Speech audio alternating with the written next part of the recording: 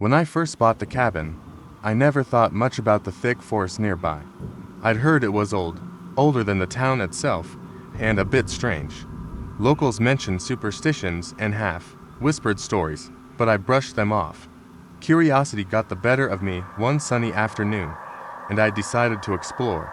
I'd packed light, taking just a few snacks, my phone with the navigation app, and a bottle of water. The forest was dark and dense, but it was daylight, so I figured I'd be fine. I started off with confidence, navigating through winding paths, passing by small lakes, moss-covered rocks, and thick stretches of pine. I avoided the swampy patches because I didn't want to deal with the mud. Hours passed, and soon I reached a vast, open plain, with the faint glow of a distant city on the horizon. It was only then I realized just how far I'd wandered. I turned around to start back, glancing at my phone to pull up the trail, but the screen flickered, and then when black dot my heart skipped a beat. I hadn't saved the route offline. I tried to retrace my steps, but nothing looked familiar. Panic crept in. The forest had changed with the fading light, becoming an endless maze of shadowy trees. As darkness closed in, I could barely see my feet. I walked for what felt like hours, heart pounding, until I saw the familiar gleam of the swamp up ahead. But now, beyond it, there was a faint glow. A lantern, flickering on the balcony of a small, withered cabin tucked into the trees. Relief washed over me. Someone was there. I trudged through the damp, muddy ground, the soft squelching noises the only sounds breaking the silence.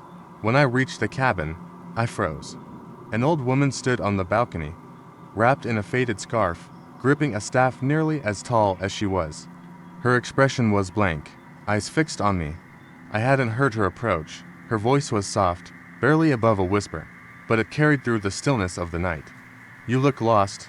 Dear, come inside and rest. It's been ages since I've had a visitor." I hesitated. Something about her sent a chill through me, but I was tired, cold, and desperate. After a long pause, I nodded, and she shuffled back, holding the door open for me. Inside, the air was thick, warm, and smelled of something strange and bitter. A large cauldron sat in the middle of the cabin, simmering with greenish water. Strange dried herbs and animal bones hung from the ceiling, casting strange shadows across the walls. She handed me a small cup of the green water, her eyes gleaming as she watched me. "You must be thirsty from your walk. Drink." The smell hit me immediately, foul and sickening, and I felt bile rise in my throat. I shook my head, forcing a polite smile. "Thank you, but I'm not thirsty." Her gaze darkened, and her lips curled into a tight, sinister grin. "If you don't drink, something bad will happen to you." The threat sent a chill down my spine, and I tried to think fast. I stammered out, I'll drink it, but I'm waiting for my friends. They'll be here any minute. I'll drink with them." She paused, her expression twisting, then nodded slowly. "Very well. I'll prepare some for them too." She turned to the cauldron, stirring the bubbling liquid with her staff. Muttering to herself, I took the chance and backed toward the door, inching slowly. The moment my foot crossed the threshold, I bolted, running back into the forest as fast as I could. My heart pounded, branches scratched my face, and shadows seemed to close in around me. I didn't look back, only ran, fueled by sheer terror. After a while, I tripped over something and crashed hard onto the forest floor. As I looked up, gasping, I saw a man with a rifle slung over his shoulder. A hunter, just as startled as I was. He helped me to my feet, and I blurted out my story, my voice shaking. His face grew serious, and he pointed to a wooden sign nailed to a tree a few feet away. In faded letters, it read, "Beware the witch." He explained, voice low, that every year, people who wander too far in that forest come back with stories just like mine. Sometimes, they never come back at all. He told me the stories were as old as the forest itself, of an ancient figure who waited in the woods, luring the lost to her door with her lantern's glow. And no matter what they thought they saw, the people who returned always spoke of the same thing: an old woman, offering them something to drink. His voice dropped to a whisper as he finished. "And once you've been invited in, she remembers you. People say she comes looking in the dark, in the quiet, long after you've left her woods." I felt my skin crawl. I glanced back into the shadows of the forest. Even now, in the safety of my cabin, I sometimes wake to the faint, flickering glow of a lantern outside my window. Just a few friends in the woods for some camping, hiking, and stargazing. Nothing out of the ordinary. But by the end of that trip, I'll never look at the woods the same way again. We arrived at the site in the late afternoon, the kind of perfect weather where the sun was low in the sky, casting a golden glow over everything. We set up camp near a quiet stream, the sound of running water soothing against the chirps of crickets. There were 4 of us, all in our mid-20s. Sarah, Jason, Mark, and me. We were all excited, talking and laughing while we unpacked.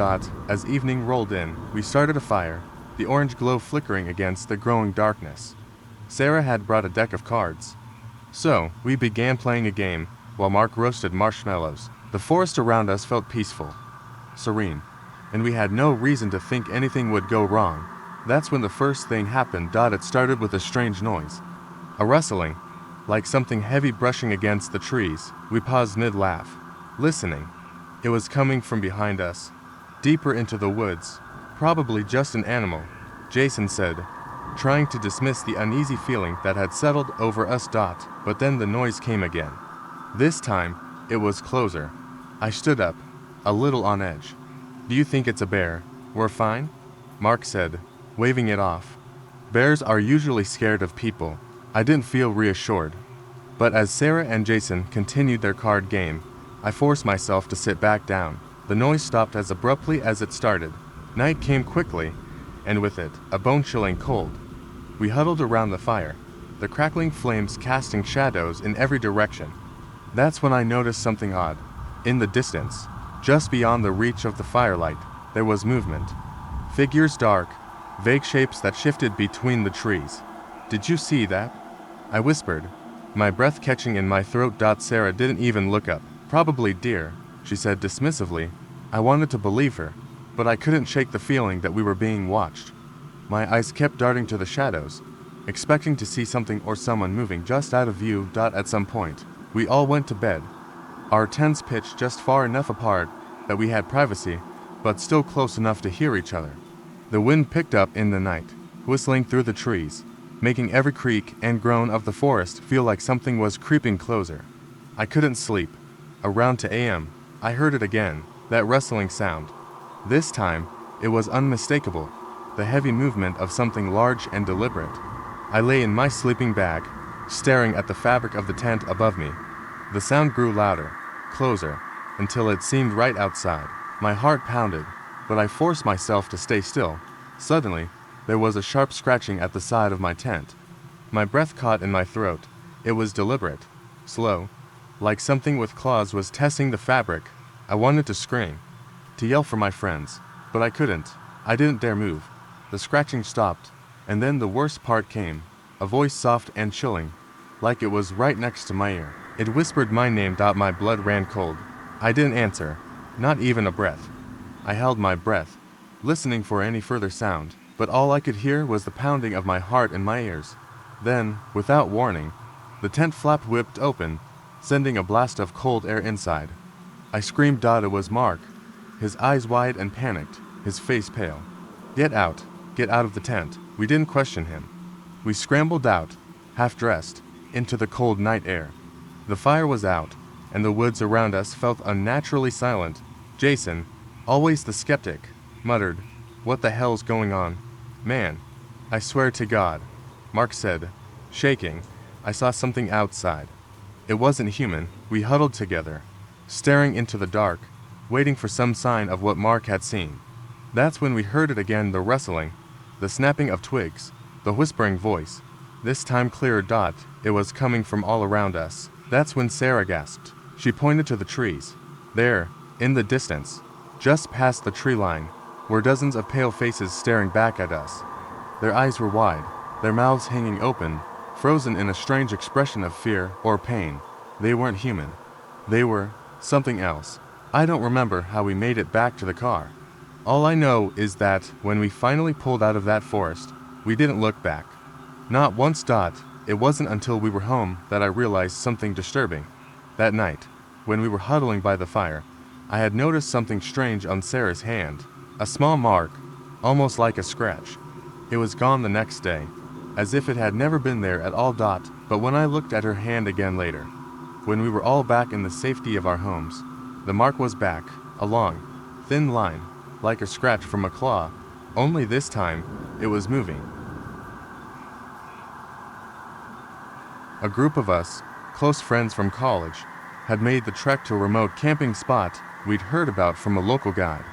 It was tucked deep into the forest, miles away from any roads, a place that felt almost untouched by civilization. The first night went by without incident. We set up camp, roasted marshmallows, and told ghost stories around the fire. The weather was cool, the sky clear, and the sounds of the forest were oddly calming. The air smelled fresh, the kind of wilderness aroma you can only experience when you're far from human habitation. After a while, we retired to our tents, falling asleep to the rustling of leaves in the trees. But the second night felt different. Something about the woods seemed off. I woke up in the middle of the night, disoriented, my heart thumping loudly in my chest. At first, I thought it was just a bad dream, but then I realized that I wasn't alone. I heard footsteps, light but deliberate, moving just outside the tent. I froze, holding my breath, trying to make sense of the sound. My friend Jake was beside me, still asleep. I couldn't wake him. I didn't want to scare him, and I was too terrified to move. The footsteps stopped, and the night fell silent again, but my unease didn't subside. Something was out there, something moving in the darkness, watching us. I lay still, counting the seconds, trying to convince myself it was just an animal, maybe a deer or some other creature, passing by. But then, I heard it, a low whisper. It came from just beyond the tent, too soft to make out the words, but unmistakable in its intent. The whispering voice sounded like it was calling my name. I was certain of it.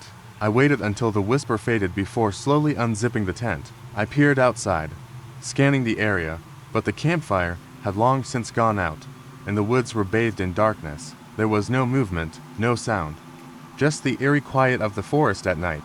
But something caught my eye, something that made my stomach twist in knots. Near the edge of the camp, just outside the light's reach, I saw a figure standing motionless, its back to me. It was tall and thin, with ragged clothes that looked like they'd been worn for years. I couldn't make out any features, just the silhouette of a person. They weren't moving, they weren't even breathing.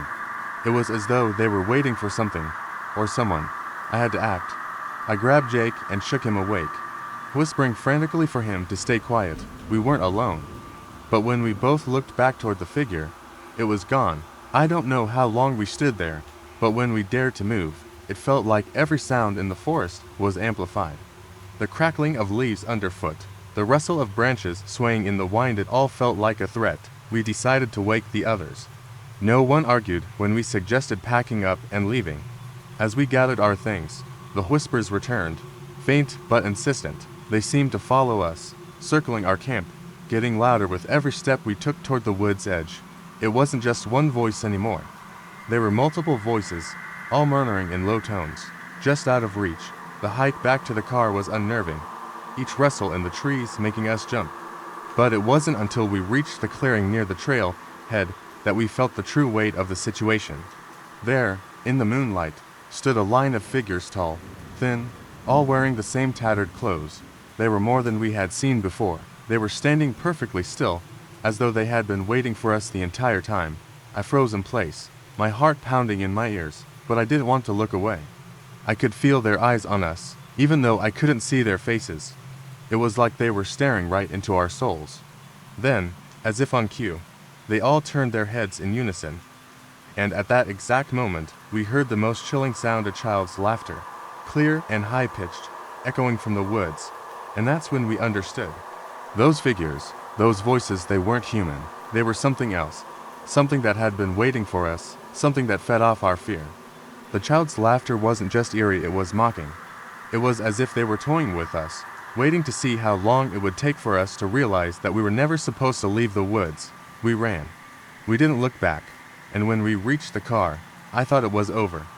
But when I glanced in the rearview mirror, I saw something that made my blood run cold. A pair of eyes staring at me from the back seat, reflecting in the darkened glass. They were the eyes of a child, That was the last time I ever set foot in those woods. And I know now that some things are better left unexplored, because in those forests, the trees aren't the only thing that watches you. I've never been the superstitious type, but there's something about the woods at night that can shake anyone's resolve. That's how I found myself telling this story.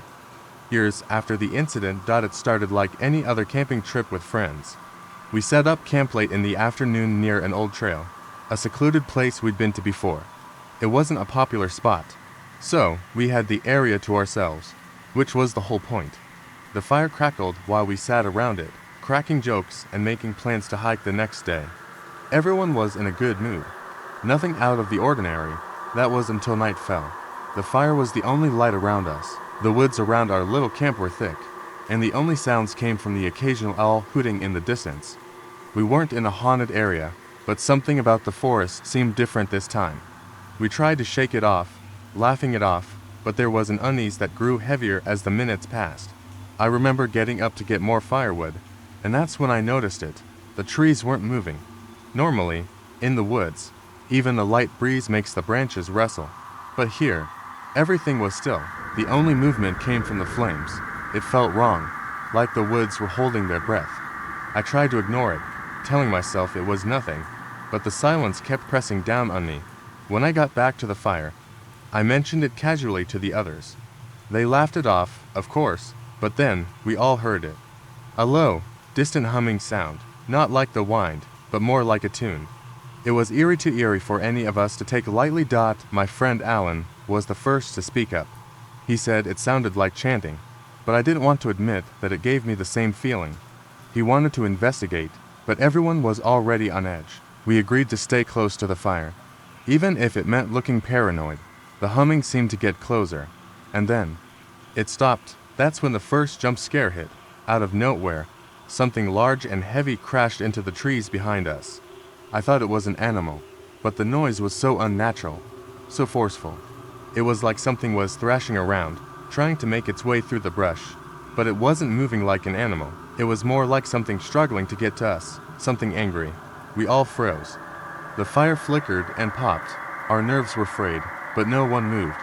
The humming started again, quieter this time, and in the silence that followed, it almost felt as though something was watching us. Alan wanted to run and check it out, but I stopped him. I couldn't explain why, but my instincts told me staying put was the only way to be safe. Then the real terror hit.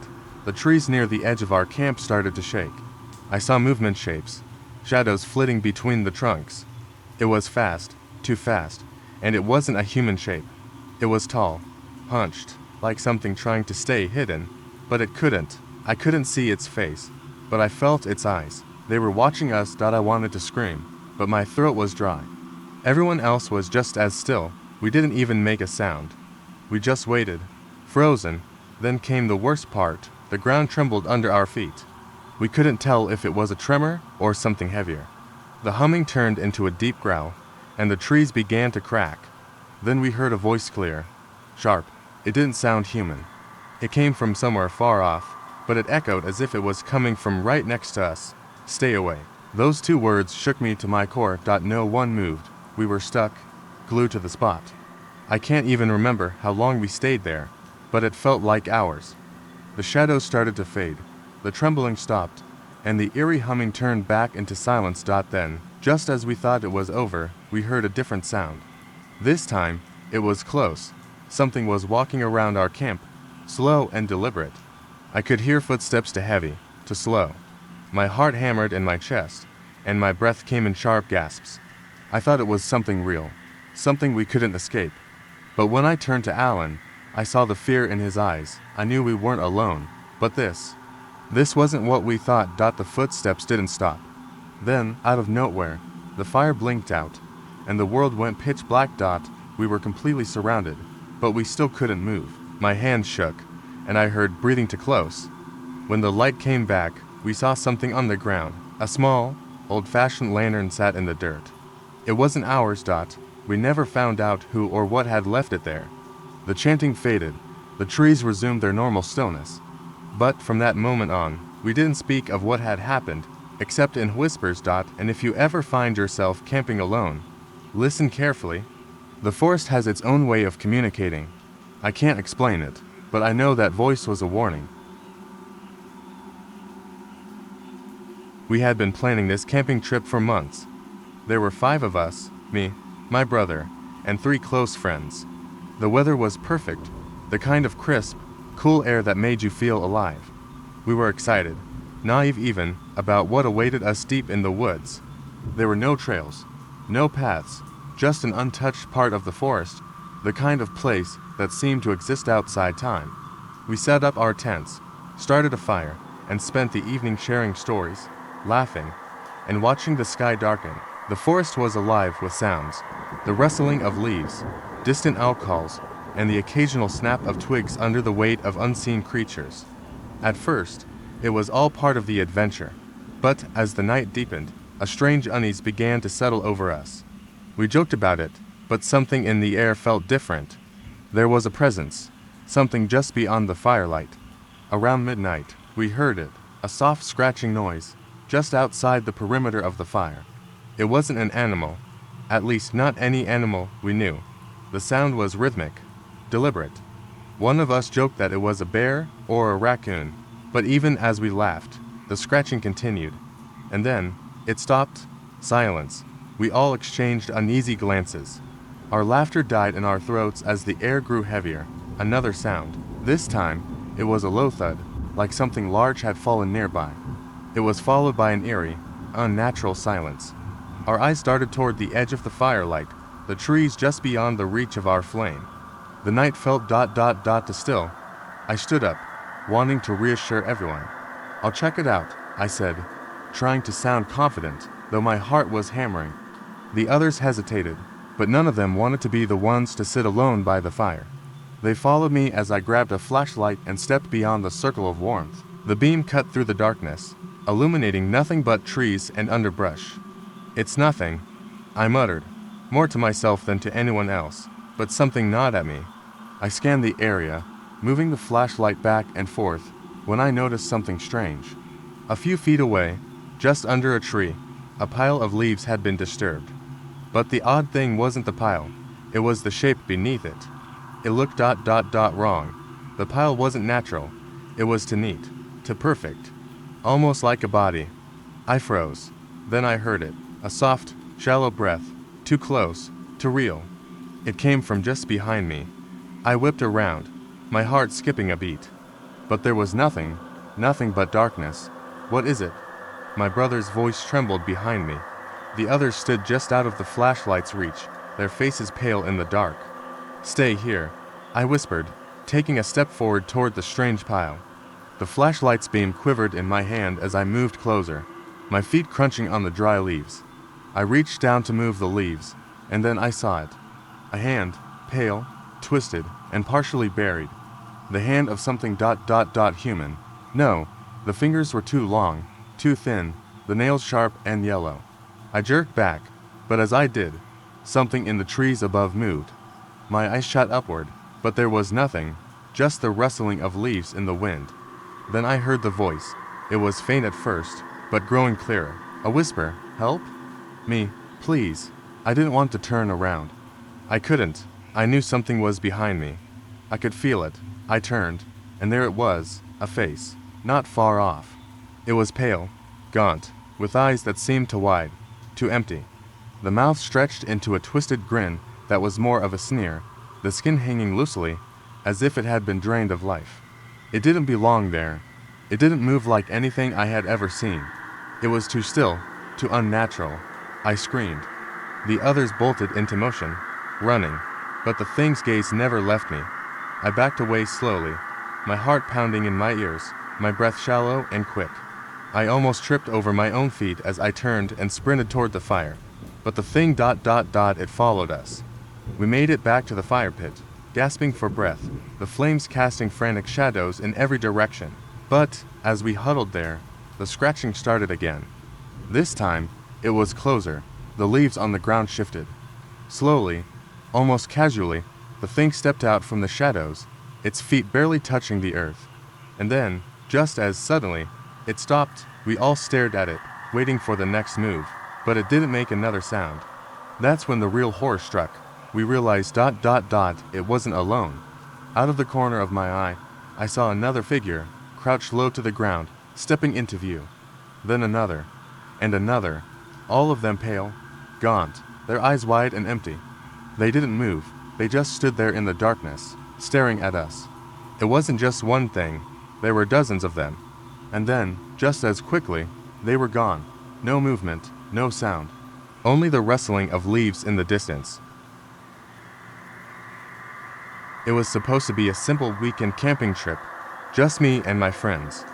We had all done it before, hiking into the woods and setting up camp for a night of storytelling, laughs, and maybe a few beers. But this time something felt different, like the air was thick with unease. We didn't know it yet, but our plans were about to change, and none of us would ever forget the night that followed. We arrived at the campgrounds just before dusk, and the sun was dipping behind the trees. The forest was dense, the kind of place where the shadows stretched long and the wind whispered through the branches. After unpacking and setting up the tents, we gathered around the campfire. Everything felt normal at first: the smell of roasting marshmallows, the crackling of the fire, the familiar banter between friends. But, as the night wore on, things started to shift. Around midnight, as we were telling ghost stories, we heard something strange. A twig snapped in the distance, followed by the unmistakable sound of footsteps on the dry leaves. It wasn't just one set of footsteps though, it sounded like two, maybe three. We all froze, straining to listen, but the forest was eerily silent again. At first, we joked about it, suggesting it was just a deer or some other animal. But I couldn't shake the feeling that something was watching us. We brushed it off and continued our conversation, but I couldn't ignore the creeping sensation in the back of my mind. The footsteps didn't stop. They just kept lingering, always out of reach. Around 2 a.m., we decided to go to bed. As we lay there in the dark, trying to get comfortable in the tents, I heard the rustling again. It wasn't far from us now, and the sound seemed almost deliberate, like someone was walking slowly, circling the camp. I lay still, listening, my heart pounding in my chest. Suddenly, the sound stopped. I held my breath, waiting, but nothing came. I told myself it was just an animal, maybe a raccoon or something. I tried to sleep, but the uneasy feeling wouldn't go away. Then, there was a loud crash from the edge of the campsite, followed by a low growl. I shot up, my heart racing, my body drenched in sweat. We all scrambled out of our tents, panic setting in. We gathered by the fire, looking around nervously. The growling came again, closer this time. It sounded like something large, but not quite an animal. It was too deep, too guttural. My friends were whispering in frantic voices, but I couldn't focus on what they were saying. My eyes were locked on the trees, waiting for something to emerge from the darkness. That's when we saw the figures standing, just outside the firelight, silhouetted against the trees. They weren't moving, they were just standing there. At first, I thought they were other campers, but they didn't look right. Their shapes were off, too tall, their limbs unnaturally long. One of them tilted its head slowly toward us, and I could feel the cold seeping into my bones. A shiver ran down my spine as I realized they weren't human. They were something else. I felt the hairs on the back of my neck stand up as the growling started again, louder now, almost like a warning. My friends were whispering urgently to each other, but I couldn't tear my eyes away from those figures. They didn't move closer, but they didn't leave either. They just waited. We had no idea what to do. We weren't even sure if we should run or stay still. But then, just as quickly as they had appeared, the figures vanished into the trees. We stood there, frozen, unsure if we were safe. The night seemed impossibly quiet, too quiet. I thought maybe it was over, that it had been a trick of the light, but I knew deep down that wasn't true. Something had been there with us, something we couldn't understand. We huddled together by the fire, our nerves shot, until morning came. The sun slowly crept over the horizon, dispelling the darkness and the terror we had felt. The forest seemed calm again, almost peaceful, as if nothing had happened. We quickly packed up our gear and left the campsite, none of us daring to speak of what we had seen. It wasn't until we returned home that I had a chance to look at the photos we'd taken that night. We had taken several shots around the campfire, mostly of us laughing and enjoying the night. But in the background of one photo, just behind the trees, there were two figures standing just like the ones we had seen. But this time, they were clearer. And the worst part, they weren't just standing there, they were smiling. A cold chill ran down my spine as I stared at the photo. I don't know what we encountered that night, but I know one thing for sure. Whatever it was waiting for us, and now, I don't think it's finished yet. It was supposed to be a fun weekend getaway. Just me and a few friends escaping the grind of everyday life. We'd picked a remote campsite tucked deep in a forest, miles away from civilization. We didn't tell anyone where we were going. We didn't want to risk being interrupted. The first day was perfect. The sun was warm, the air crisp, and the forest smelled of pine and earth. We set up our tents, built a fire, and spent hours talking, laughing, and eating. As night fell, we gathered around the fire, the flames dancing, casting eerie shadows on the trees. The only sounds were the crackling of the fire and the distant hoots of owls, but something felt off from them in the beginning. There was an unnatural stillness in the air, as if the forest itself was holding its breath. I tried to shake it off. There's nothing scarier than the woods at night. Right. That's just the way it goes. Around midnight, we decided to go for a short night hike. We grabbed our flashlights and set off into the forest. The moonlight filtered through the branches, casting an otherworldly glow on everything. The air grew colder, the darkness more oppressive. Our laughter died down, and the silence wrapped around us like a heavy cloak. As we walked deeper into the woods, I felt a strange sensation crawling up my spine. A feeling of being watched, but I brushed it off, telling myself it was just the night playing tricks on my mind. That's when we heard the first sound, a twig snapping behind us. We froze, the air thick with tension. I spun around, my flashlight swinging wildly, but there was nothing. My heart pounded in my chest. One of my friends, Matt, chuckled nervously. "You're just paranoid," he said, though his voice didn't sound entirely convinced. We kept walking, but the feeling didn't go away. The forest seemed to be closing in on us. The shadows were longer now, stretching like fingers from the trees. The further we walked, the heavier the silence became. It wasn't natural. The usual night sounds, crickets, rustling leaves, had all gone quiet. Then, another snap. This time, it was closer. Much closer. We all turned in unison, scanning the trees with our flashlights. But again, nothing.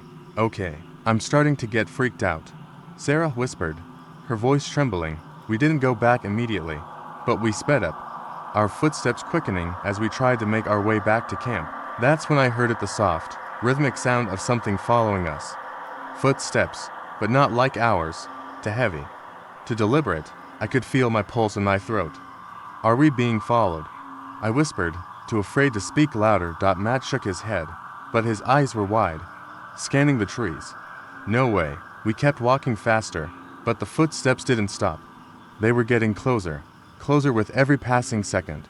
It was like whatever was behind us knew we were afraid. It was toying with us, making sure we knew it was there. Suddenly, there was a loud, deafening crash behind us, followed by a guttural growl, a sound that made my blood freeze in my veins. My flashlight flickered, then went out completely. Panic surged. I could barely breathe. Matt's voice cracked as he yelled, "Run!" We sprinted back to camp, my legs burning, my lungs aching. The footsteps weren't behind us anymore. Now, they were in front of us, moving faster, closing in. We burst out of the woods and into the clearing where our campfire still burned, casting its flickering light across the campsite. We didn't stop. We didn't even look back. We dove into the tents, our hearts racing, our breaths coming in ragged gasps. We lay there, frozen, listening. The sounds of the forest had returned. The crickets, the rustling leaves, the distant owl. But something was different. The wind shifted, and for a split second, I could smell something rancid like rot. We didn't sleep that night. We stayed in the tents, wide awake, whispering in terrified voices. By morning, the tension had not lifted, but we packed up in silence. The drive back was equally unnerving. We didn't speak much, just glancing nervously at the woods as we passed. But the worst part, we didn't realize it until we got home. I checked my phone, and there was a picture. One I didn't take, a photo of us, standing in the woods, smiling. But there was someone else in the background, a shadowy figure, partially hidden behind a tree, its face obscured. and it wasn't until I zoomed in that I saw it. The figure was grinning. And it wasn't one of us.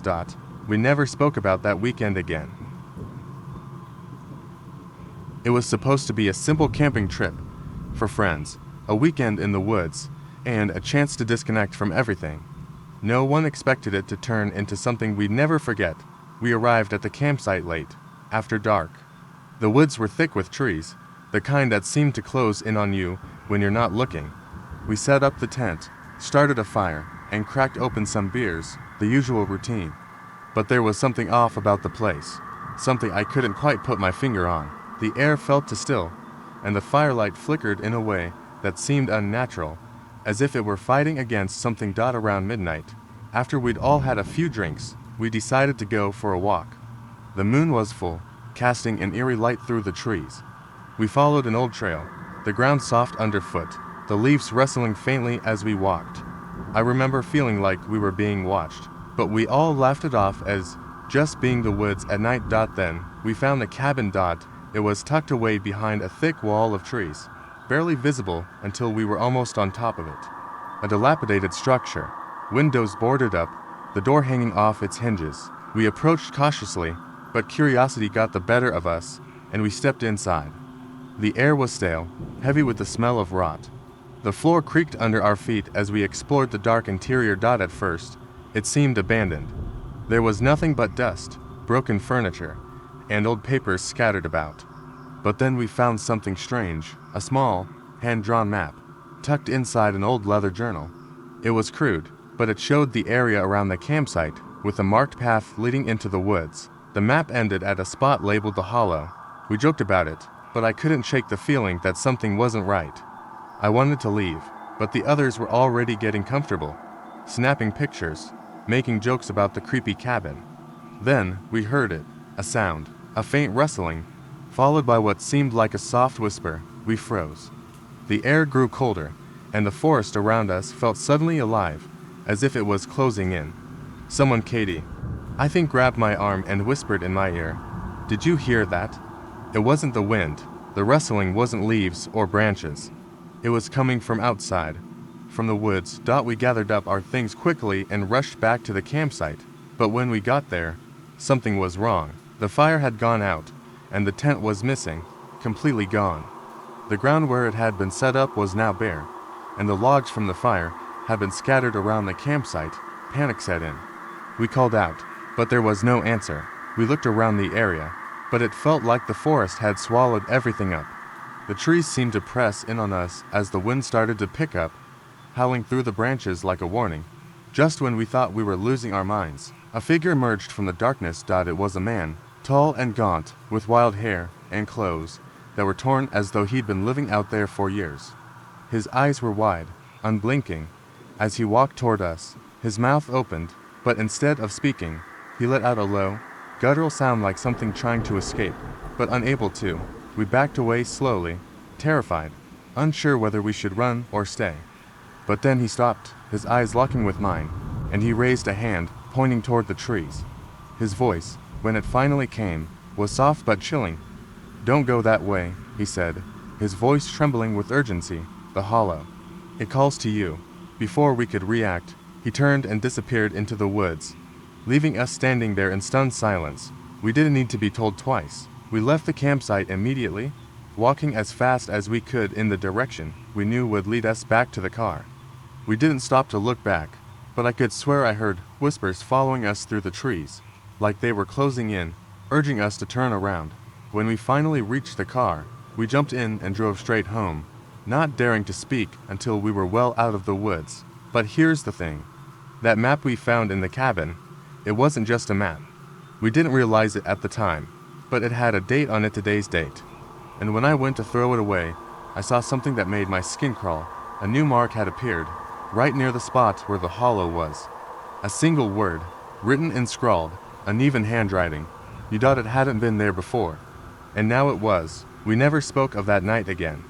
But I swear, I hear those whispers sometimes, late at night, when the wind is just right. It was supposed to be a simple weekend camping trip, just me and a few friends. We set out into the woods, eager for some fresh air, hiking, and quiet nights around the fire. Nothing could go wrong. We pitched our tents by a small clearing beside a narrow stream, the trees around us thick, and the forest alive with the usual sounds of nature. The first day was perfect. We hiked for hours, laughing, joking, and snapping pictures. We returned to camp just as the sun was dipping behind the horizon, casting long shadows across the forest floor. By nightfall, we gathered around the fire, roasting marshmallows and telling stories. But when the fire crackled down to embers, something shifted. It was a subtle change, but it didn't go unnoticed. The air felt colder, heavier. The rustling of the trees grew louder, more frantic. I remember thinking it was odd how the usual chorus of night creatures had gone quiet. No crickets, no owls, no rustling leaves, just silence. It made the firelight seem far too small against the vast, looming dark. I wasn't the only one who felt it. I caught my friends glancing around, eyes darting to the edges of the trees, as though they were hearing things too. But when I asked if anyone else felt it, they shrugged it off. We huddled closer to the fire, trying to laugh it off, but there was a tension in the air that none of us could shake. That night, I barely slept, tossing and turning in my tent, the sense of being watched pressing down on me. The next morning, we decided to pack up early. We'd seen all we needed to see, and the unease from the night before isn't something any of us wanted to ignore. But, as we began to gather our things, something strange happened. My friend Dave, who had been the first to wake up, looked horrified. He was staring at the ground near his tent, his face pale. "Hey, guys, you might want to look at this." We followed him over, all of us a little nervous.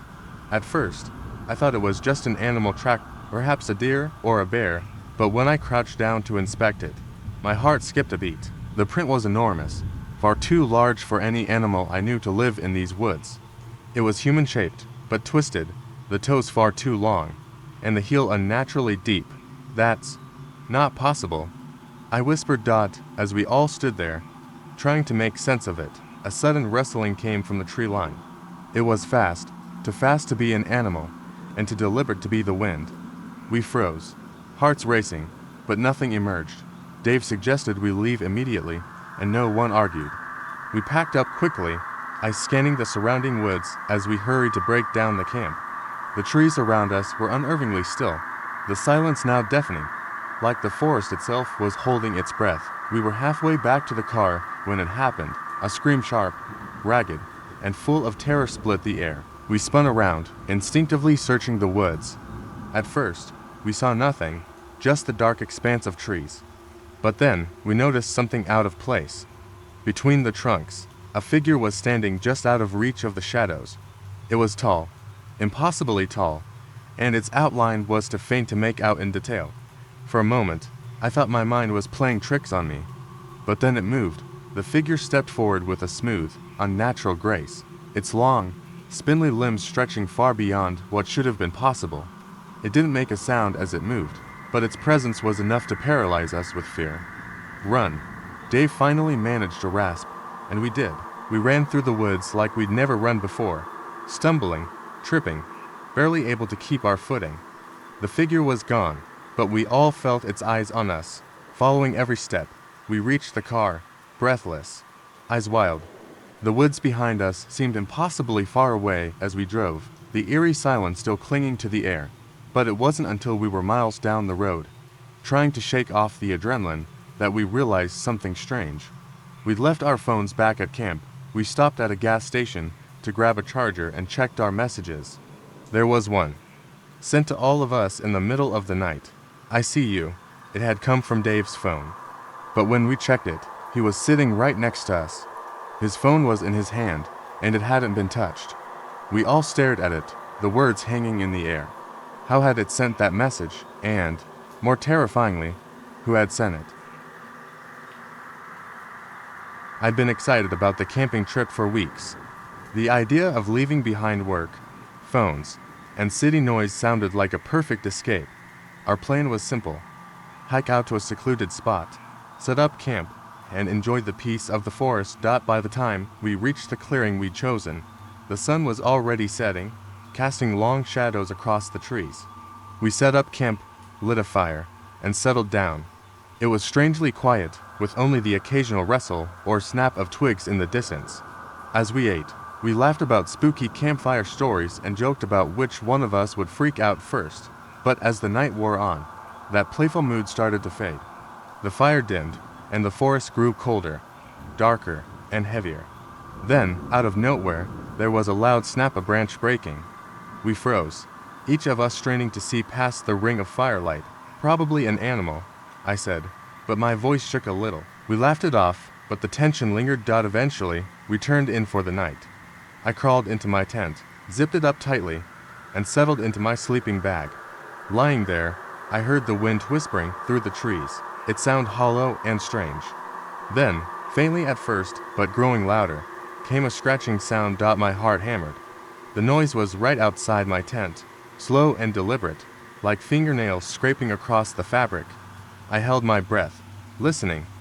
Then, suddenly, my tent's flap jerked. Something or someone was tugging on it from the outside, grabbing my flashlight. I forced myself to unzip the tent just enough to peek out. The beam of light cut through the darkness, but I couldn't see anything past the trees. Just empty shadows. I lay back down, breathing slowly to calm myself.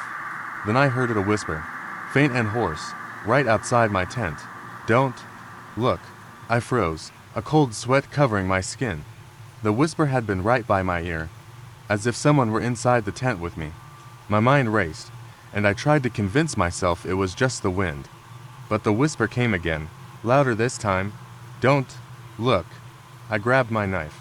Though I didn't know what good it would do, I lay still, barely daring to breathe.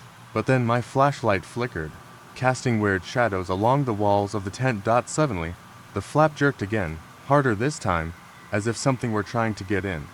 I couldn't take it anymore. I threw the tent open and scrambled out, panting and shining my light around the campsite. My friends were emerging from their tents too, their faces pale. "Did you hear that?" one of them whispered. I nodded, unable to find words. Then we all heard a faint, echoing whisper from the darkness. "Don't look." A chill shot down my spine, and I fought the urge to turn and run. But before I could, I caught a glimpse of something in the shadows, a figure, impossibly tall and thin, watching us from behind the trees. We didn't wait to investigate. We grabbed our bags and started running down the trail, our flashlights bobbing wildly.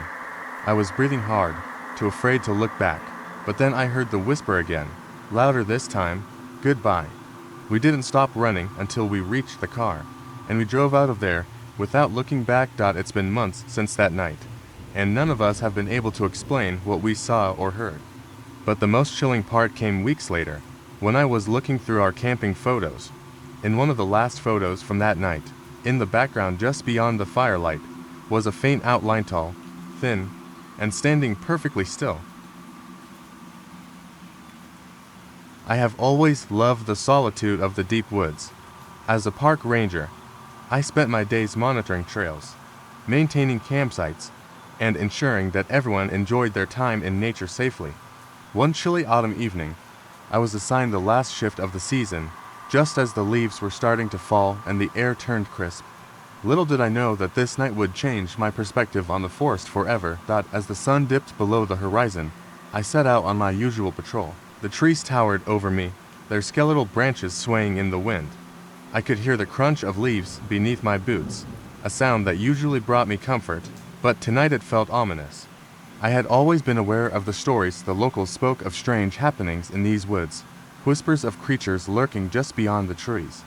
I never paid them much mind, chalking it up to urban legends meant to scare children. About an hour into my shift, I noticed something unusual.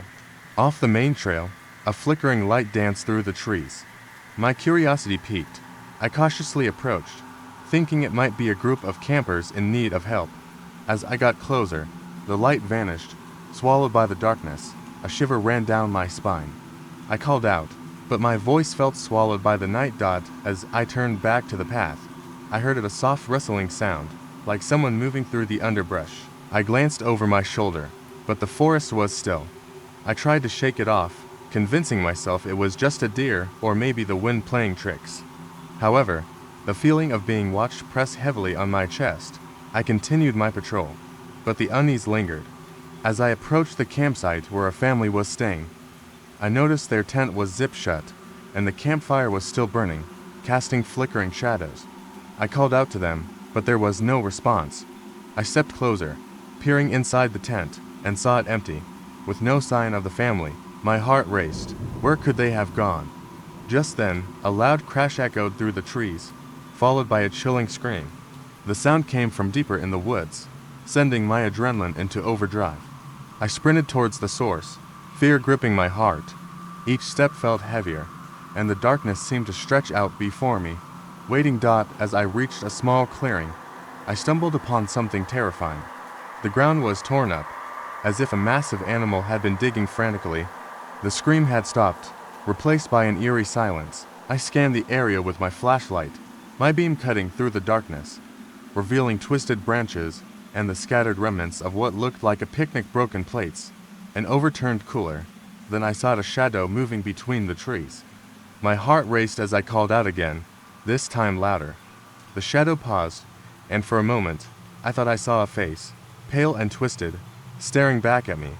It vanished before I could process what I had seen. The hair on the back of my neck stood up as I turned to flee back towards the trail. In my panic, I tripped over a root and fell to the ground. As I scrambled to my feet, I heard a low growl emanating from the darkness. It sounded closer now. My instincts kicked in, and I ran, branches scratching at my arms as I pushed through the underbrush. I had to get back to my truck, back to safety. Finally, I burst out onto the main path, my breath coming in ragged gasps. I turned back, scanning the shadows. Nothing followed. I reached my truck, fumbling for the keys as the growl echoed in my mind. Just as I was about to start the engine, I noticed something out of the corner of my eye. The family had thought was missing stood just outside the tree line. They appeared disheveled, eyes wide with terror, but unharmed. I leapt out, relieved they were safe. As I approached, I noticed something behind them. The twisted figure I had seen earlier was standing silently, its grotesque form illuminated by the headlights of my truck. But instead of lunging at us, it simply stood there, watching. The family had been lost, but had found their way back when they heard the scream, which was not their own, but rather a warning to escape. The creature, whatever it was, had been trying to protect them from something far worse lurking deeper in the woods. We stood together in shock, realizing that sometimes the real monsters are the unseen forces that drive fear into our hearts. With the morning light creeping in, we hurried out of the woods, grateful to have survived the night, but forever haunted by what we had encountered in the shadows. We had been planning this camping trip for weeks, a chance to escape the chaos of city life and immerse ourselves in nature. My friends and I arrived at the campsite just before sunset, setting up our tents in a secluded area surrounded by towering trees. The air was crisp and fresh, filled with the earthy scent of pine needles and damp soil. We spent the early evening cooking over the fire, laughing and sharing stories, while the stars began to prick the darkening sky.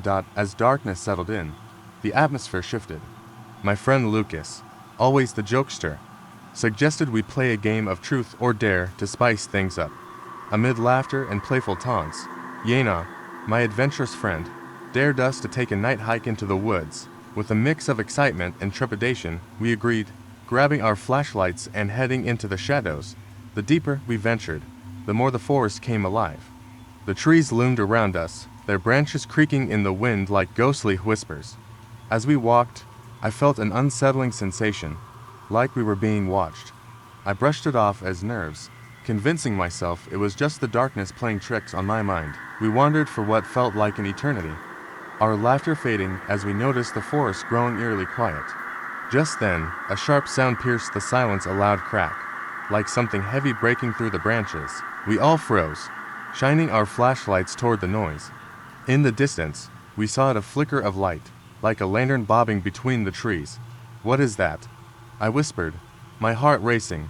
Lucas squinted into the darkness, a grin creeping across his face. "Probably just some campers. Let's check it out." Despite my instincts telling me to turn back, curiosity got the better of us. We crept through the underbrush, the flickering light growing brighter as we approached. The air became thick with tension, each step feeling like a mistake. Then, out of nowhere, the lights vanished. "Where did it go?" Yena asked, her voice barely above a whisper. Before we could answer, The sounds of chains rattling filled the air, sending chills down my spine. Panic washed over us, and we instinctively dove behind a thick bush. Heart pounding, we peered out to see what was happening. My mind raced as I fought to control my breathing. Then we saw them. Figures cloaked in dark, tattered clothing emerged from the shadows, their faces obscured by grotesque masks that glimmered in the darkness. Each figure was shackled, chains dragging behind them as they moved with a disturbing, slow grace. Lanterns hung from their hands, illuminating their path and casting haunting shadows on the trees. My stomach dropped as I realized we were not supposed to be here. My instinct screamed for us to run, but we were frozen in place, horror rendering us immobile. The figures shuffled closer, their chains clanking ominously, and for a moment, it felt like the world around us had shrunk to just us and them. I felt Gina's grip tighten on my arm, her nails digging into my skin. I opened my mouth to whisper something reassuring, but no words came. Instead, we watched, breathless, as the procession passed mere feet from our hiding place. I thought I saw one of them glance in our direction, but the lantern's light obscured their eyes. Once the figures moved on, we wasted no time scrambling back the way we came. Adrenaline coursed through my veins as we raced through the underbrush, branches clawing at our clothes. We burst out of the trees, breathless and terrified, collapsing beside our campfire. But when we reached our campsite, we were met with a shocking sight. Our tents lay toppled, gear scattered across the ground. The fire was extinguished, its embers barely glowing. As we scrambled to gather our things, I noticed something carved into the dirt near the fire pit. "You should not have come." A wave of fear washed over us, and we grabbed our belongings in a frenzy, not bothering to gather everything. As we made our way to the car, I glanced back at the campsite one last time. There was no sign of the figures, but the air felt thick with their presence. We drove away, hearts pounding, vowing never to return. But, as we sped down the winding road, I couldn't shake the feeling that we weren't alone. In the rearview mirror, I caught a glimpse of a flickering light. It faded quickly, but the sense of dread remained. What if those figures had followed us? What if they were still watching? The dark woods behind us seemed to breathe, hiding secrets I hoped never to uncover. It was the summer of my sophomore year in college when my friends and I decided to go camping in a remote area of the national park. The thrill of the outdoors always excited us, and we wanted a break from our studies. There were 4 of us, me, Jake, Lisa, and Mark. We drove up Friday afternoon, eager to pitch our tents by a tranquil lake surrounded by towering pine trees. After setting up camp, we spent the day hiking and swimming. As the sun began to set, we gathered around a crackling campfire, roasting hot dogs and telling stories. It felt perfect, the warmth of the fire, the laughter of my friends, and the stunning view of the stars above. As night enveloped us, an unusual chill crept into the air. Lisa, always the superstitious one, brought up the tales she had heard about this particular forest, how people claimed to hear voices at night. We laughed it off, but as the night wore on, the forest grew eerily quiet. The crickets and frogs fell silent, replaced by a strange stillness that sent shivers down my spine. Just as I began to shake off the unease, I heard a faint whispering coming from the darkness beyond the firelight. It sounded like children giggling, but mixed with something darker, something that sent chills through me. I glanced at Jake and Lisa. They had heard it too? Mark, however, was oblivious, engrossed in his phone. "Did you hear that?" I whispered, my voice barely breaking the silence. Jake nodded, his face pale. "What the hell is that?" We turned off our flashlights, letting our eyes adjust to the darkness. The whispers grew louder, echoing through the trees. They sounded close, but we couldn't see anything. Lisa suggested we move closer to the edge of the camp, where the forest began. Against my better judgment, we followed her, curiosity pushing us forward. As we ventured a few yards beyond the fire, the whispering suddenly stopped. An unsettling silence replaced it, making the hairs on my arms stand up. We stood there for a moment, peering into the darkness, when Mark finally noticed something strange. "Hey, guys, look," he said, pointing into the shadows. In the distance, we saw a faint glow that pulsed like a heartbeat. It flickered and danced among the trees. My heart raced as I realized that whatever was out there was not just a figment of our imagination. "Should we go back?" Lisa asked, her voice trembling. "Yeah, let's head back," I replied, feeling a surge of adrenaline. We turned to walk back to the fire, but the moment we did, the whispers returned, now sounding closer and more urgent. It was as if the forest was trying to communicate with us, urging us to come closer. Suddenly, the glow vanished, plunging us back into darkness. Panic set in, and we quickened our pace, rushing back to the safety of our campfire. Once we reached it, we huddled together, the warmth of the fire feeling like our only defense against the unknown. The whispers faded, leaving only the sound of the crackling fire. We stayed up for a few more hours, keeping watch until the first light of dawn began to creep into the sky. When morning finally broke, the forest looked completely normal, the sun filtering through the trees, casting a warm glow over everything. Though nothing truly sinister had happened, we all felt a lingering dread about the whispers and the mysterious glow. We packed our things and left early, eager to return to the safety of our everyday lives. That trip stayed with us, a reminder of how the woods can feel alive, holding secrets we may never understand. The summer sun dipped low as we arrived at the campsite, a remote stretch of forest far from the buzz of civilization. I had always found solace in the woods, but something felt different this time. It was just me, Jenna, and Marcus' friends who were eager for a weekend of adventure, away from the constant hum of daily life. We set up our tents as the air cooled, and laughter filled the clearing as we roasted marshmallows by the fire. As darkness enveloped the forest, Jenna suggested we take a night hike. The idea sparked excitement, but I felt a twinge of hesitation. Still, the thrill of exploring the woods at night won out, and soon we were wandering deeper into the trees, flashlights cutting through the blackness. The forest was alive with sounds: crickets chirping, leaves rustling, the occasional hoot of an owl. It wasn't long before we stumbled upon an old, abandoned cabin nestled among the trees. The wood was weathered and gray, and the windows were boarded up. Intrigued, we approached cautiously. Marcus, ever the brave one, nudged the door, and to our surprise, it creaked open. A wave of unease washed over me, but my curiosity urged me forward. Inside, the air was thick with dust and the smell of decay. The floor creaked beneath our feet, and I felt a chill run down my spine. Jenna shone her flashlight around the room, illuminating faded photographs on the walls, images of families smiling, their eyes hauntingly empty. A sense of dread settled over me. I wanted to leave, but I stayed, captivated by the strange energy that enveloped the cabin. We explored for a while, but as the shadows grew longer, we decided to head back to camp. That's when we heard it. A low, guttural growl echoed from deep in the woods. I froze, the sound crawling under my skin. It wasn't an animal, it was something else. Something menacing. We hurried back to the campsite, the fire crackling warmly as we huddled close. The growling had stopped, but the feeling of being watched lingered. I exchanged glances with Jenna and Marcus, silently acknowledging the unease that hung in the air. As the night wore on, I found it harder to shake the feeling of dread. I suggested we play a game to distract ourselves. We ended up telling ghost stories, our voices hushed as the tales grew darker. At one point, Marcus shared a legend he'd heard about a creature that roamed these woods, a spirit that took the form of a lost traveler, luring people into the forest never to return. Just as he finished, a loud crash echoed from the woods.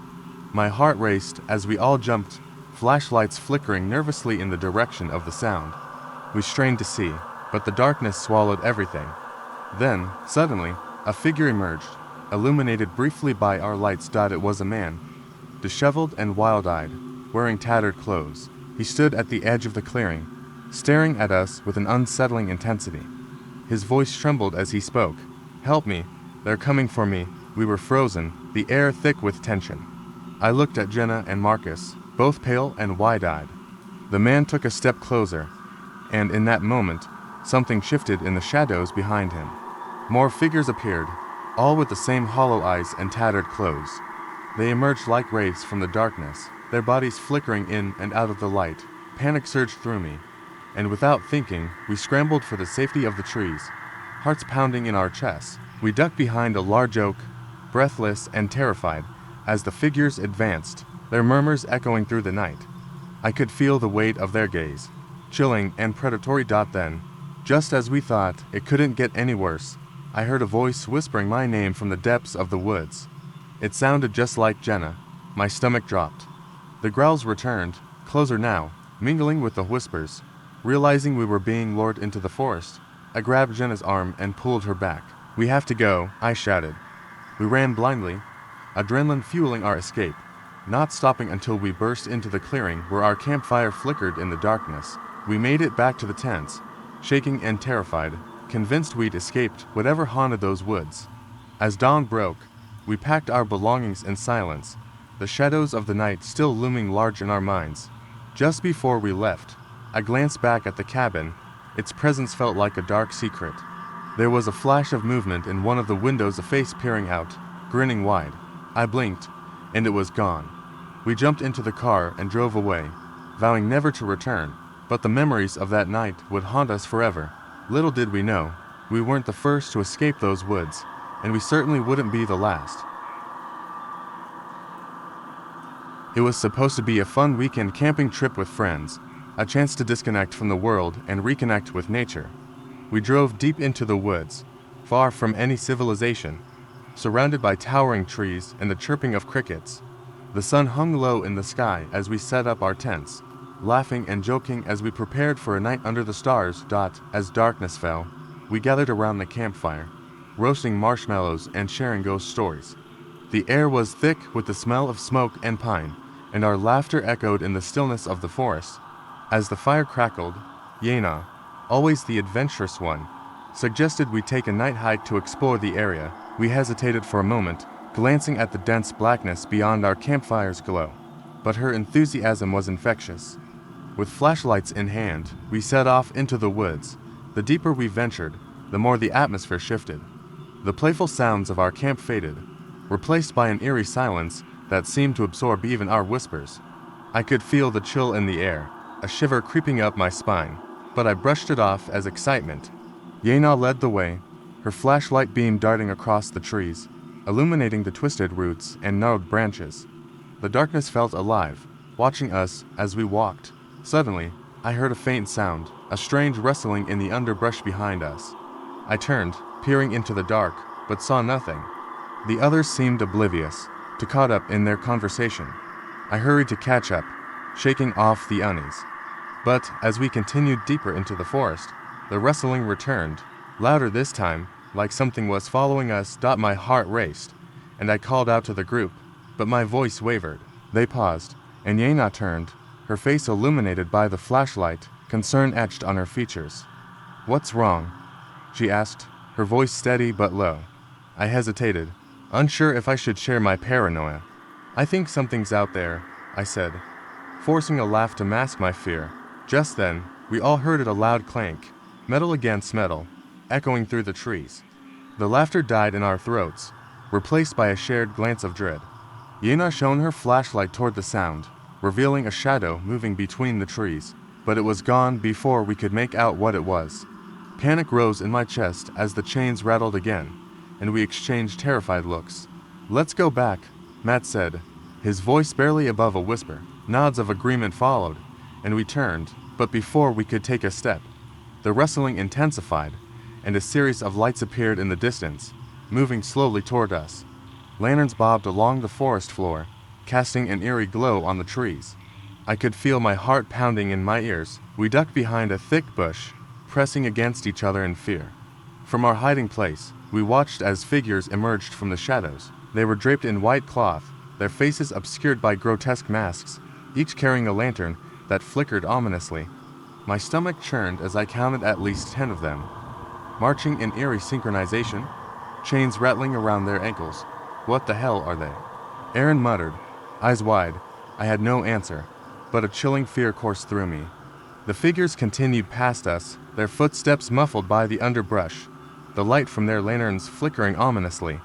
We held our breath, waiting for what felt like an eternity, until they finally vanished into the darkness. Once we were sure they were gone, we scrambled back to camp, adrenaline fueling our movements. As we arrived, our relief turned to horror. Our campsite was ransacked, tents overturned, the fire extinguished, and the food scattered. But it was what lay on the ground that made my blood run cold. In the dirt, words were etched with something sharp. "We know you're here. Screams of panic erupted from my friends as we grabbed what we could, the realization of our vulnerability sinking in. We bolted to the car, frantically packing our belongings, hearts racing with terror. But just as we were about to leave, Yena screamed again, pointing into the woods. There they were, those same figures, standing at the edge of the tree line, lanterns glowing in the dark. I slammed the car door, my breath coming in ragged gasps. We drove away, leaving the horrors behind, but as we passed the edge of the forest, I caught a glimpse of one of the figures standing among the trees, its mask staring blankly at us, lantern held high, as if to say we were never truly alone. Even now, I can't shake the feeling that those masked figures are still out there, waiting in the dark. I was no stranger to the deep woods, but that night felt different. The air was thick with humidity, and the trees stood tall and oppressive, their branches twisting like skeletal fingers against the moonlight. I had just finished my patrol when I received a radio call about a disturbance near a campsite. A family had reported strange noises outside their tent, and as I drove down the narrow dirt road, I couldn't shake the feeling that something was off. Arriving at the site, I found the family huddled together, their faces pale and eyes wide. They described the sounds they had heard: low growls, scratching against the tent, and the unnerving feeling of being watched. I reassured them, trying to downplay their fears. I told them it was probably just a raccoon or a deer. I set up my flashlight and began my inspection of the area, the beam cutting through the dark like a knife. The woods were silent except for the rustle of leaves. I stepped deeper into the shadows, scanning for any signs of disturbance. As I walked, I felt an unsettling sensation, as if I were not alone. The hairs on the back of my neck stood up, and I glanced over my shoulder, half expecting to see someone or something watching me. The darkness felt alive, pulsating with an unseen energy. I pushed the feeling aside and pressed on. After a few minutes, I heard a faint sound that sent chills racing down my spine. It was a low, rhythmic tapping, like something hard striking wood. I followed the sound, moving cautiously toward a thicket of trees. The tapping grew louder, echoing off the trunks. When I reached the edge, I shined my flashlight into the brush and froze. A figure stood just beyond the trees, illuminated by my light. It was hunched over, its back to me.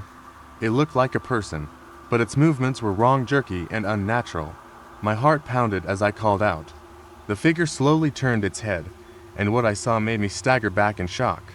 Its eyes were wide and hollow, the skin stretched taut over its bones, as if it had not eaten in days. It opened its mouth to scream, but no sound came out. In a panic, I stumbled backward, tripping over a root. The creature lunged at me, and I scrambled to my feet, racing back toward the campsite. I burst into the clearing, panting and wild-eyed. The family saw my expression and immediately huddled closer, confusion and fear written all over their faces. I took a moment to catch my breath and told them what I had seen. As I spoke, I could hear the tapping sound again, this time closer. It was as if the creature had followed me. The family exchanged terrified glances, and I knew I had to protect them. I grabbed my radio and called for backup. My voice shaky. Just then, a sudden loud crash echoed through the woods. The tent shook, and the ground beneath us seemed to vibrate. The children screamed, and the father grabbed his wife, pulling her and the kids close. I felt my stomach drop as I realized the sound had come from the thicket where I had seen the creature. Before I could react, the tapping transformed into frantic scratching, like claws raking against wood. I shined my flashlight toward the noise, heart racing. In that moment, the creature burst from the trees, but it wasn't alone. A second creature followed, then a third. They were all identical, their grotesque forms illuminated by the beam of my flashlight. As they rushed toward us, something unexpected happened. The creatures halted suddenly, their heads tilting in unison, as if confused. I was terrified, but found myself intrigued. This was a momentary pause that felt oddly surreal. They were not advancing. They seemed to be assessing us, as if we were the strange ones. And then I understood. I had a flash of insight. They were not attacking. They were mimicking us, reflecting our fear. I stood tall, squaring my shoulders. I had to assert dominance. I yelled at the family to stay behind me and began to shout, making myself seem larger, more threatening. To my surprise, the creatures took a step back. One by one, They turned and retreated into the darkness, their movements becoming less jerky and more fluid as they disappeared. The air lightened as they vanished from view. The family and I stood frozen for a moment, the tension slowly easing. It dawned on us that the creatures had only been curious, drawn to our fear. We survived the encounter, and as dawn broke, I realized that sometimes, what we fear the most is simply a reflection of ourselves. I had always loved camping, the smell of pine trees and the sound of a crackling campfire. This time, I was with a few friends, excited to escape the city and enjoy the peace of nature. We hiked deep into the woods, setting up our tents in a secluded clearing surrounded by towering trees. The sun was beginning to set, casting long shadows that danced across the ground as we gathered around the fire. As night fell, we cooked hot dogs and shared stories, laughing as the stars twinkled overhead. Yena suggested we tell scary stories, which quickly turned into a competition to see who could come up with the creepiest tale. Each story was scarier than the last, but we were all still feeling brave and enjoying the thrill of it. That's when Matt had the brilliant idea to take a night hike. He insisted it would be fun and adventurous, and despite my unease, we all agreed. We grabbed our flashlights and started down the narrow path that led deeper into the woods. The beams of light cut through the darkness, illuminating the trees that seemed to close in around us. As we walked, the laughter faded and an unsettling silence took its place. The only sounds were the rustling leaves and the crunch of twigs underfoot. I felt a chill creeping down my spine, but I brushed it off as nerves. We were just being silly? Right. Suddenly, a loud noise shattered the stillness. It sounded like chains clanking together, echoing from somewhere deep in the woods. We froze, exchanging nervous glances. I could see the fear in Gina's eyes as she whispered that we should head back. But before we could turn around, we spotted something in the distance, a flickering light. It was moving, and with it came the unsettling sound of chains. We quickly ducked behind a tree, our hearts racing. The light got closer, revealing silhouettes of figures draped in dark clothing. They were carrying lanterns, their faces obscured by shadows. The clanking noise grew louder, and I felt my stomach drop. Who were they? Why were they out here? The figures stopped not far from us, standing in a huddle. They looked like they were chanting, their voices low and haunting. I couldn't make out the words, but there was something deeply unsettling about their tone. My hands trembled as I whispered to my friends that we should move away quietly. We slowly backed away, trying to remain as silent as possible. Just as we thought we were safe, one of the figures turned and pointed directly at us. I felt my breath catch in my throat. Their lantern light shone brightly, illuminating the space around us. It was like they could see us, even in the darkness. Panic surged through me, and I motioned for everyone to run. We took off down the path, the clanking of chains and chanting echoing behind us. We sprinted back to our campsite, our hearts pounding in our chests. We reached our tents, breathless and terrified. I glanced around, expecting to see the figures emerging from the shadows at any moment, but nothing came. We sat in a circle, trying to calm each other down, but the fear lingered like a thick fog. As the first light of dawn broke through the trees, we reluctantly decided to pack up and leave. I still felt shaken by what we had seen, and I couldn't shake the feeling that we were being watched. The sun cast a warm glow over the clearing, but it did little to ease my nerves. When we reached the spot where we had pitched our tents, I stopped in my tracks. The fire pit was still warm, but everything else was a mess. Our gear was scattered around, and deep scratches marred the surface of the ground, forming strange patterns. I approached cautiously, my heart racing as I noticed something strange in the dirt. There were words etched into the ground, barely visible, but unmistakable. "We will find you." My blood ran cold as the memories of the night flooded back. We quickly gathered our things, the unease creeping back into our minds. We didn't speak as we loaded the car, all too aware that we had intruded into something we didn't understand. As we drove away, I glanced back at the woods, knowing that something dark lurked within those trees. We never went back. The experience remained an unspoken agreement between us, a secret too terrifying to share. Sometimes, late at night, I still hear the distant clanking of chains in my mind, a chilling reminder of what we encountered in those woods. I can't help but wonder if the figures are still searching for us, waiting patiently in the shadows for their chance to make their presence known once more. It was late summer when my friends and I decided to go camping in the woods just outside our town. There were 4 of us, me, Jenna, Mark, and Lucas. We had been looking forward to this trip for weeks, eager to escape our daily routines and enjoy nature. Little did we know that our weekend would take a turn we'd never forget. We set up camp near a beautiful lake surrounded by tall pine trees. The first night was perfect warm weather, clear skies, and a roaring campfire where we shared stories and laughed late into the night. As we sat by the fire, I noticed how quiet the woods were. I expected the usual sounds of crickets and rustling leaves, but instead, there was an unsettling stillness. Around midnight, we decided to turn in. As I lay in my sleeping bag, I could hear the wind whispering through the trees, but there was something else, a low murmur that seemed to echo through the darkness. It was faint, but it felt as if it was calling to me. I dismissed it as my imagination and eventually fell asleep. The next morning, I told the others about the strange sounds. Jenna laughed it off, saying I was just spooked by the dark. But, as we hiked during the day, I couldn't shake the feeling that we were being watched. The trees loomed overhead, and every now and then, I thought I saw a shadow dart between them. That night, the air felt different. It was heavy and charged, as if a storm were brewing. We made another fire, but it didn't provide the same warmth as the night before. As we roasted hot dogs, I caught sight of something in the woods just out of the corner of my eye. It was a figure, tall and cloaked, standing still among the trees. I blinked, and it was gone. Did you see that? I asked the others, my voice shaky. What? Mark replied, looking around. See what? Nothing. Forget it, I said, trying to brush it off, but I could tell my unease was spreading to them. We finished dinner quickly and decided to play some card games to lighten the mood. As the night wore on, I felt more and more restless. The whispers returned, louder this time, almost like voices.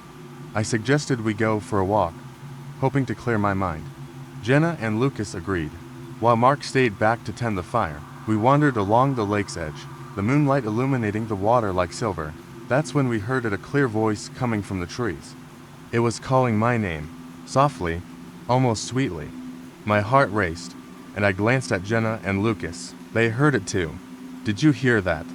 Jenna whispered, her face pale. We looked at each other, fear creeping in.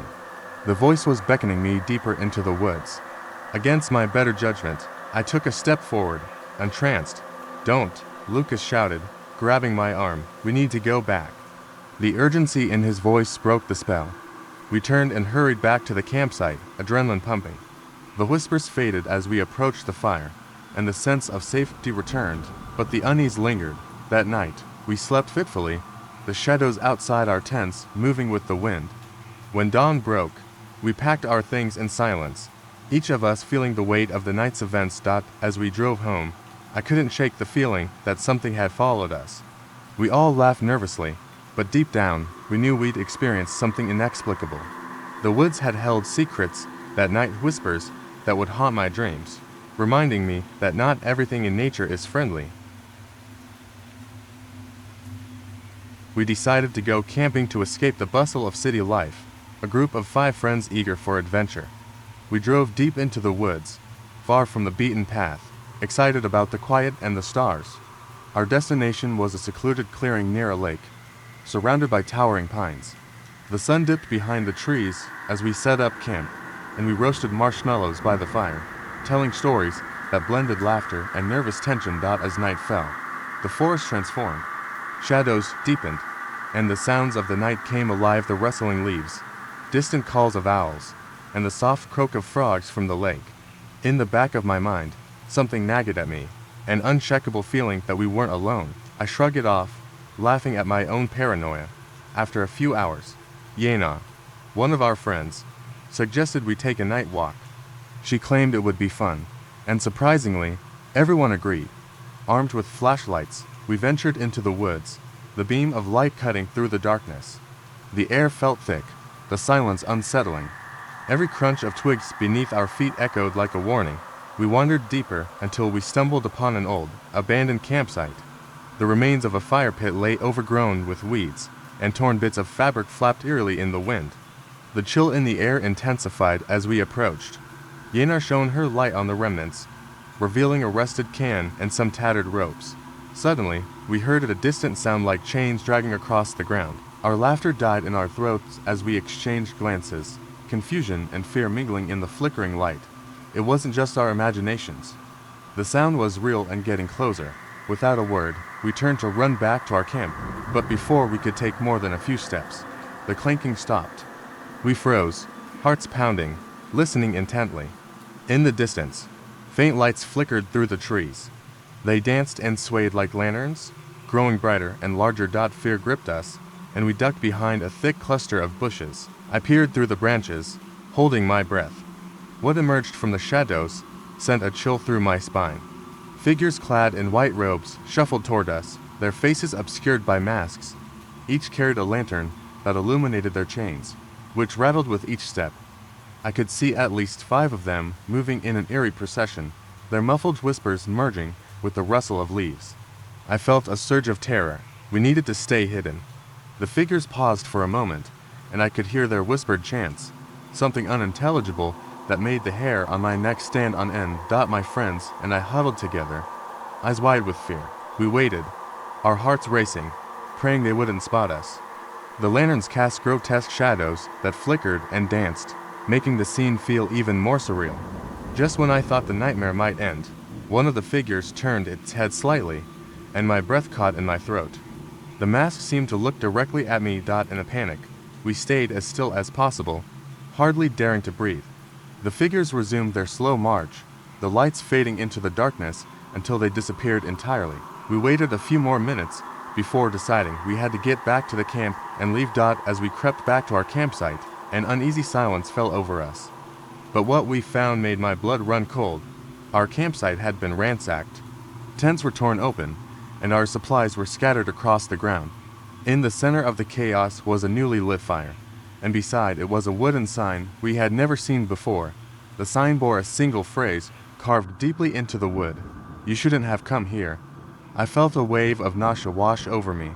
We hurriedly gathered our things, adrenaline coursing through our veins as we looked over our shoulders. We had to leave. Now, we jumped into the car, frantic, and drove away from the woods, leaving the flickering light of our ruined campsite behind. We vowed never to return, but even now, as I sit at home, the memory haunts me. Sometimes, late at night, I hear the faint sound of chains in my dreams. Those masked figures still lurk in my mind, and I can't shake the feeling that they are still out there, waiting for the next group of campers to wander too far into their territory. We had planned this camping trip for weeks, our usual way to unwind before winter set in. Yena, Matt, Aaron, and I packed our tents and sleeping bags, and I'd brought a little extra something, a stash of magic mushrooms to enhance the night. We were miles away from any marked trails, deep in the woods where only the sounds of nature kept us company. We set up camp by dusk, got a fire going, and started our little journey with the mushrooms, watching as the trees seemed to breathe and the stars felt close enough to touch. As the fire crackled and shadows danced, Yena suggested we take a walk through the forest. She grinned, saying it'd be creepy, and since we were all a bit out of our minds, it sounded like the perfect idea. We grabbed our flashlights, but something about the inky darkness seemed to swallow the light. Everything felt surreal, as if we'd stumbled into another world. We laughed and whispered as we moved deeper into the trees. But then, from somewhere nearby, a sound broke the stillness. It was faint at first, but unmistakable, the rhythmic clanking of chains. The sound was distant but getting louder, moving closer. We froze, listening as the noise grew. And then, through the trees, a glow appeared, small pinpoints of light, steadily moving in our direction. Panicked, we ducked into the nearest bushes, crouching low as we peered out to see what was coming. My heart hammered in my chest, and every instinct screamed to run, but we were too mesmerized by the sight to move. Emerging through the trees, a procession of figures marched forward, each one draped in chains that rattled with every step. They wore white masks that covered their faces completely, expressionless and pale, giving no clue who or what was behind them. There were at least 10 of them, each holding a lantern that cast an eerie glow across their forms. The orange light flickered, illuminating shackles on their wrists and ankles, the chains connecting them to each other. Their movements were mechanical, precise, as if they'd been marching for centuries without a break. We held our breath, too terrified to even think about making a sound. The figures walked in eerie silence except for the relentless clanking of chains, heading right past our hiding spot. My pulse raced as one of them turned slightly, his mask facing directly toward our bush. The lantern light caught his empty eyes, and I felt a cold, uncheckable dread sink into my bones. I thought I'd been seen, but he turned away and kept walking. They moved onward, disappearing deeper into the woods, their lights fading until only the sound of chains remained. We waited until we were sure they were gone, and then we sat in silence, no one daring to speak. We stumbled back to the campsite in a daze, still reeling from what we'd seen. Sleep was impossible. Every rustle in the dark made us jolt. We stayed huddled together, barely able to close our eyes as we listened to the forest around us, half expecting those figures to return. At the first light of dawn, we decided it was time to go. As we approached the camp, something felt off. From a distance, we could see the tents were knocked over, and the fire we'd put out the night before was smoldering again, as if it had just been lit. We exchanged uneasy glances and moved cautiously toward the site. There, etched in the dirt next to our fire pit, was a message: "We will find you." The words looked fresh, like someone had scratched them in the ground mere moments before we arrived. None of us said a word. We knew what we had to do. We quickly packed what little was left of our things, each of us keeping a nervous eye on the trees, half expecting one of those masked figures to emerge. We practically sprinted back to the car, the weight of an unseen gaze pressing down on us the entire way. It wasn't until we were back on the road, the forest fading behind us, that anyone spoke, and even then, it was in hushed tones. We never went back to those woods, and we never told anyone else what happened. But sometimes, late at night, I still hear the clanking of chains echoing in my mind, and I see that mask staring through the darkness. As a park ranger, I've spent countless nights alone in the deep woods, but nothing prepared me for that Halloween weekend. The air was thick with an eerie silence as I patrolled the trails, the trees standing like dark sentinels under the moonlight. Most campers had left for the season, leaving only a handful of brave souls to brave the chill. I didn't mind. The quiet was almost comforting. That evening, I received a radio call from a family camping in the more isolated part of the park. They were having a Halloween-themed campfire and invited me to join. I was hesitant, but agreed, thinking it would be good to check on them. I set out, flashlight in hand, making my way through the winding trails. The moon was a mere sliver in the sky, casting unsettling shadows that danced around me. As I approached their campsite, I felt a chill creep up my spine. The fire flickered weakly, illuminating the faces of the family, two parents and their young daughter, all dressed in Halloween costumes. They greeted me warmly, inviting me to sit with them. The smell of roasting marshmallows filled the air, and laughter echoed through the trees. For a moment, everything felt normal. Then, the girl, dressed as a ghost, pointed to the tree line. "Look, there's someone over there," she whispered, her voice barely above a breath. I turned to see nothing but the dark outline of the trees. The parents laughed it off, but my instincts kicked in.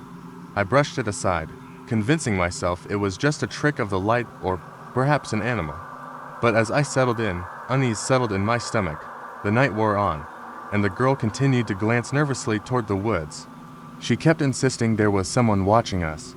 The adults dismissed her claims, but I felt a prickle of fear. Just then, a loud rustle erupted from the bushes. My heart raced as I scanned the tree line with my flashlight, its beam trembling.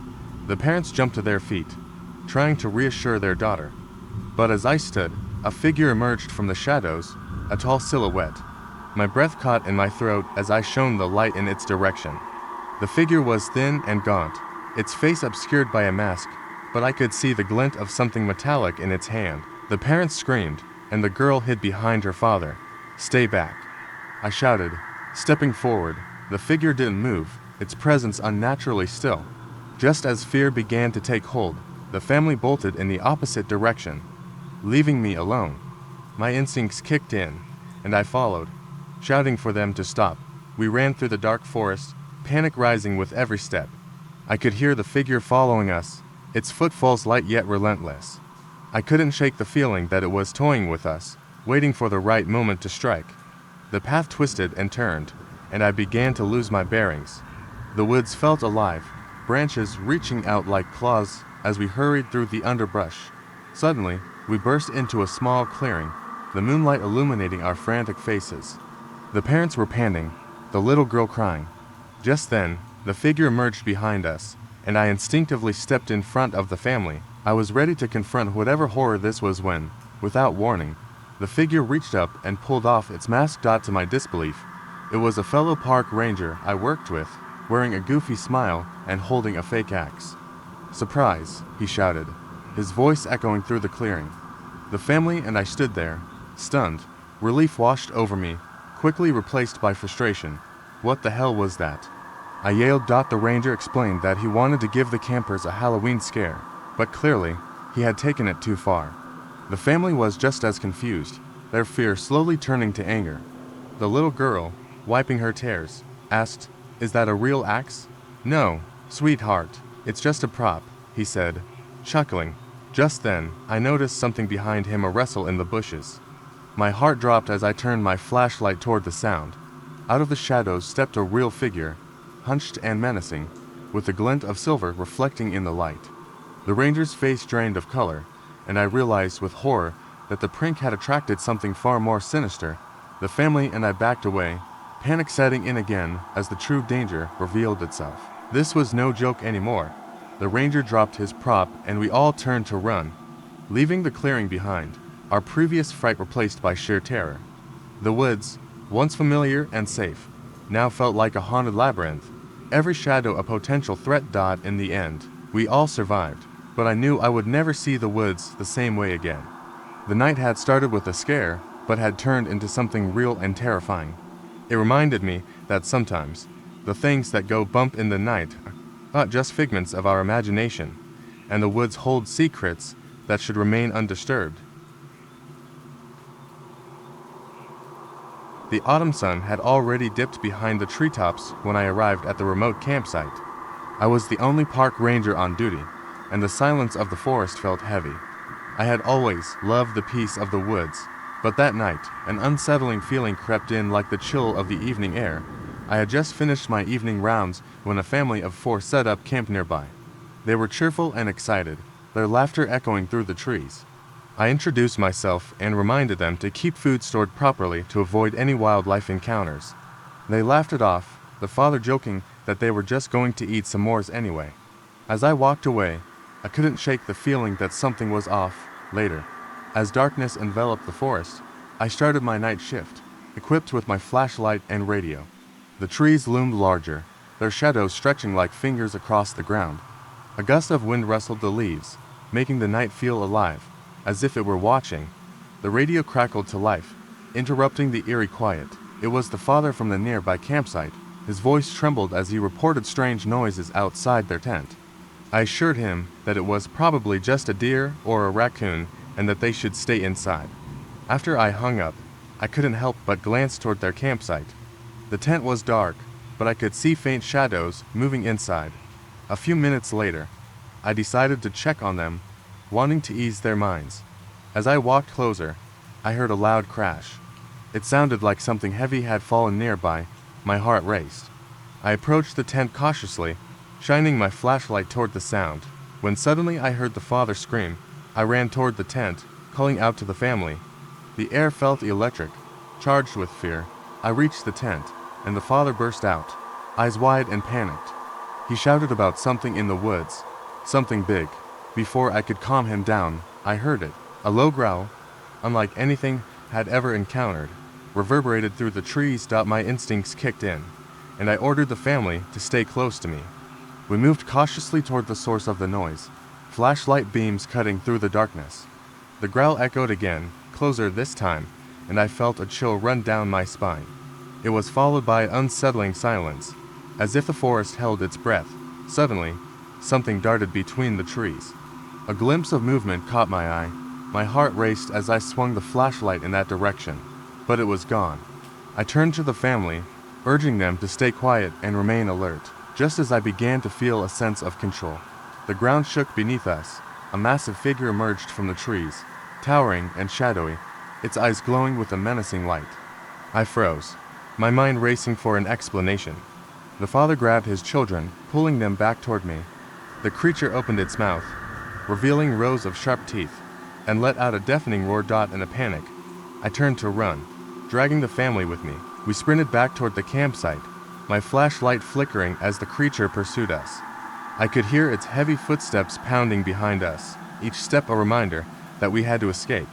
I led them to a clearing, hoping to find safety in the open space. As we reached the clearing, the creature stopped abruptly, as if it had hit an invisible wall. We halted in confusion, panting heavily.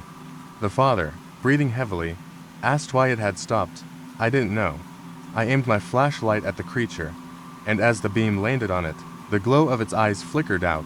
Suddenly, a blinding light enveloped the clearing, illuminating everything around us. The creature vanished. I blinked, disoriented. The family looked at me, fear still etched on their faces. I assured them we were safe, but deep down, I was shaken. As we made our way back to the campsite, I noticed something strange. The ground was undisturbed, no signs of the chase we had just experienced. We packed up quickly and returned to the park entrance. I glanced back one last time at the woods, where shadows danced in the fading light. I would never forget that night or the creature we never truly saw, and I would never understand what happened in that clearing. But as I drove away, I couldn't shake the feeling that something was still watching, lurking just beyond the edge of the forest, waiting for the next unsuspecting visitors. I had been looking forward to this camping trip for weeks, a chance to escape the noise of the city and unwind in nature with my friends. We picked a remote spot deep in the woods, far from any trails or cabins. Just the four of us, me, Alex, Jenna, and Marcus. We set up our tents and gathered firewood, the atmosphere filled with laughter as the sun dipped below the horizon. As darkness enveloped the camp, we roasted marshmallows and shared stories that ranged from silly to spine-chilling. I felt a warm glow inside as I watched my friends enjoy the night, but it didn't last long. Alex suggested we play a game of truth or dare. I remember feeling a little uneasy about it. Something about the looming trees seemed to echo our laughter, almost mocking it. When it was my turn, I chose truth. I was asked about my biggest fear. I shared that I was terrified of being lost in the woods, alone and unable to find my way back. They laughed it off, but as I looked into the darkened tree line, I felt that familiar chill creep up my spine. After the game, Jenna suggested a night hike. I hesitated but agreed, thinking it would be a fun adventure. We grabbed our flashlights and headed down a narrow path surrounded by thick trees.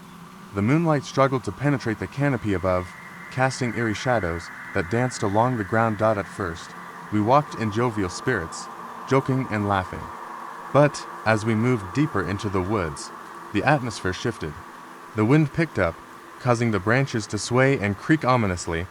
The sound of rustling leaves became unnaturally loud. I started to feel anxious, and I glanced around, noticing the darkness felt thicker here. Suddenly, we heard a noise, a distant, strange sound like metal scraping against metal. My heart raced. "Did you hear that?" I asked, trying to mask my fear. The others nodded, their faces pale. We decided to follow the sound, driven by a mix of curiosity and fear. As we crept forward, the noise grew louder. It wasn't just one sound, but a symphony of clanging and thudding, echoing through the trees. The lights from our flashlights flickered, and the shadows around us seemed to swirl ominously. I felt an urge to turn back, but the others pushed forward. Finally, we reached a clearing, and the scene before us froze me in place. Several figures were silhouetted against a flickering light, standing in a circle. They wore tattered clothing and strange masks made of bark and leaves. Each held a lantern, illuminating their expressions, which were a mix of excitement and something darker. My stomach churned as I realized they were not just hikers, but a strange, almost cult-like gathering. Before we could process what we were witnessing, one of the figures spotted us. A loud, eerie laughter erupted from the group, sending chills down my spine. Panic set in, and we turned to run, but the path behind us felt altered, the trees closing in as if they were shifting, trapping us. We stumbled through the underbrush, desperately trying to find our way back to camp. My heart pounded in my ears, drowning out the laughter that chased us. Just when I thought we were lost forever, we burst through the trees and back into our campsite, breathing heavily, but the camp wasn't how we left it. The fire pit was extinguished, the tents were torn, and our backpacks were scattered. In the center of the campsite was a single lantern, lit and flickering. Scrawled in the dirt around it were the words, "We've been waiting." Fear washed over us as we scrambled to gather our things. I glanced back toward the tree line, half expecting to see the figures watching us. We didn't speak as we packed, but the silence was thick with dread. We drove off in a rush, the night closing in around us. As we hit the road, I couldn't shake the feeling of being watched. I glanced in the rearview mirror, expecting to see nothing but the empty road behind us. Instead, I saw one of those figures standing at the edge of the woods, holding its lantern high, its face obscured by a mask. The last thing I remember is the figure raising a hand and pointing at me. And then we were gone. To this day, I avoid the woods, and I can never shake the feeling that they are waiting for me to return. It was supposed to be a peaceful weekend camping trip with friends. We chose a remote spot deep in the woods, far from the sounds of the city. The kind of place where you can hear the rustle of leaves and feel the crunch of twigs beneath your feet. As the sun dipped below the horizon, we gathered around the campfire, laughing and telling stories. The air was filled with the smell of roasting marshmallows and the crackling of burning wood. Jenna suggested we go for a night hike to embrace the wilderness. The others were hesitant, but I felt adventurous. The mushrooms we had consumed earlier made everything feel magical, and I wanted to explore. The darkness felt like an invitation, pulling us into its depths.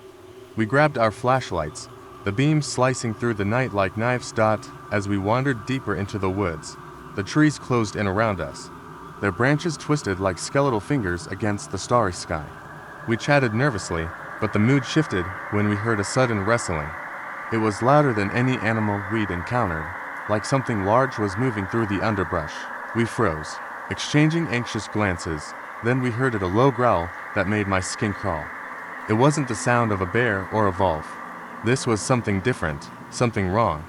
Before we could react, Jenna pointed ahead, her flashlight beam flickering over something in the distance. My heart raced as I strained to see what it was. Through the trees, a figure emerged.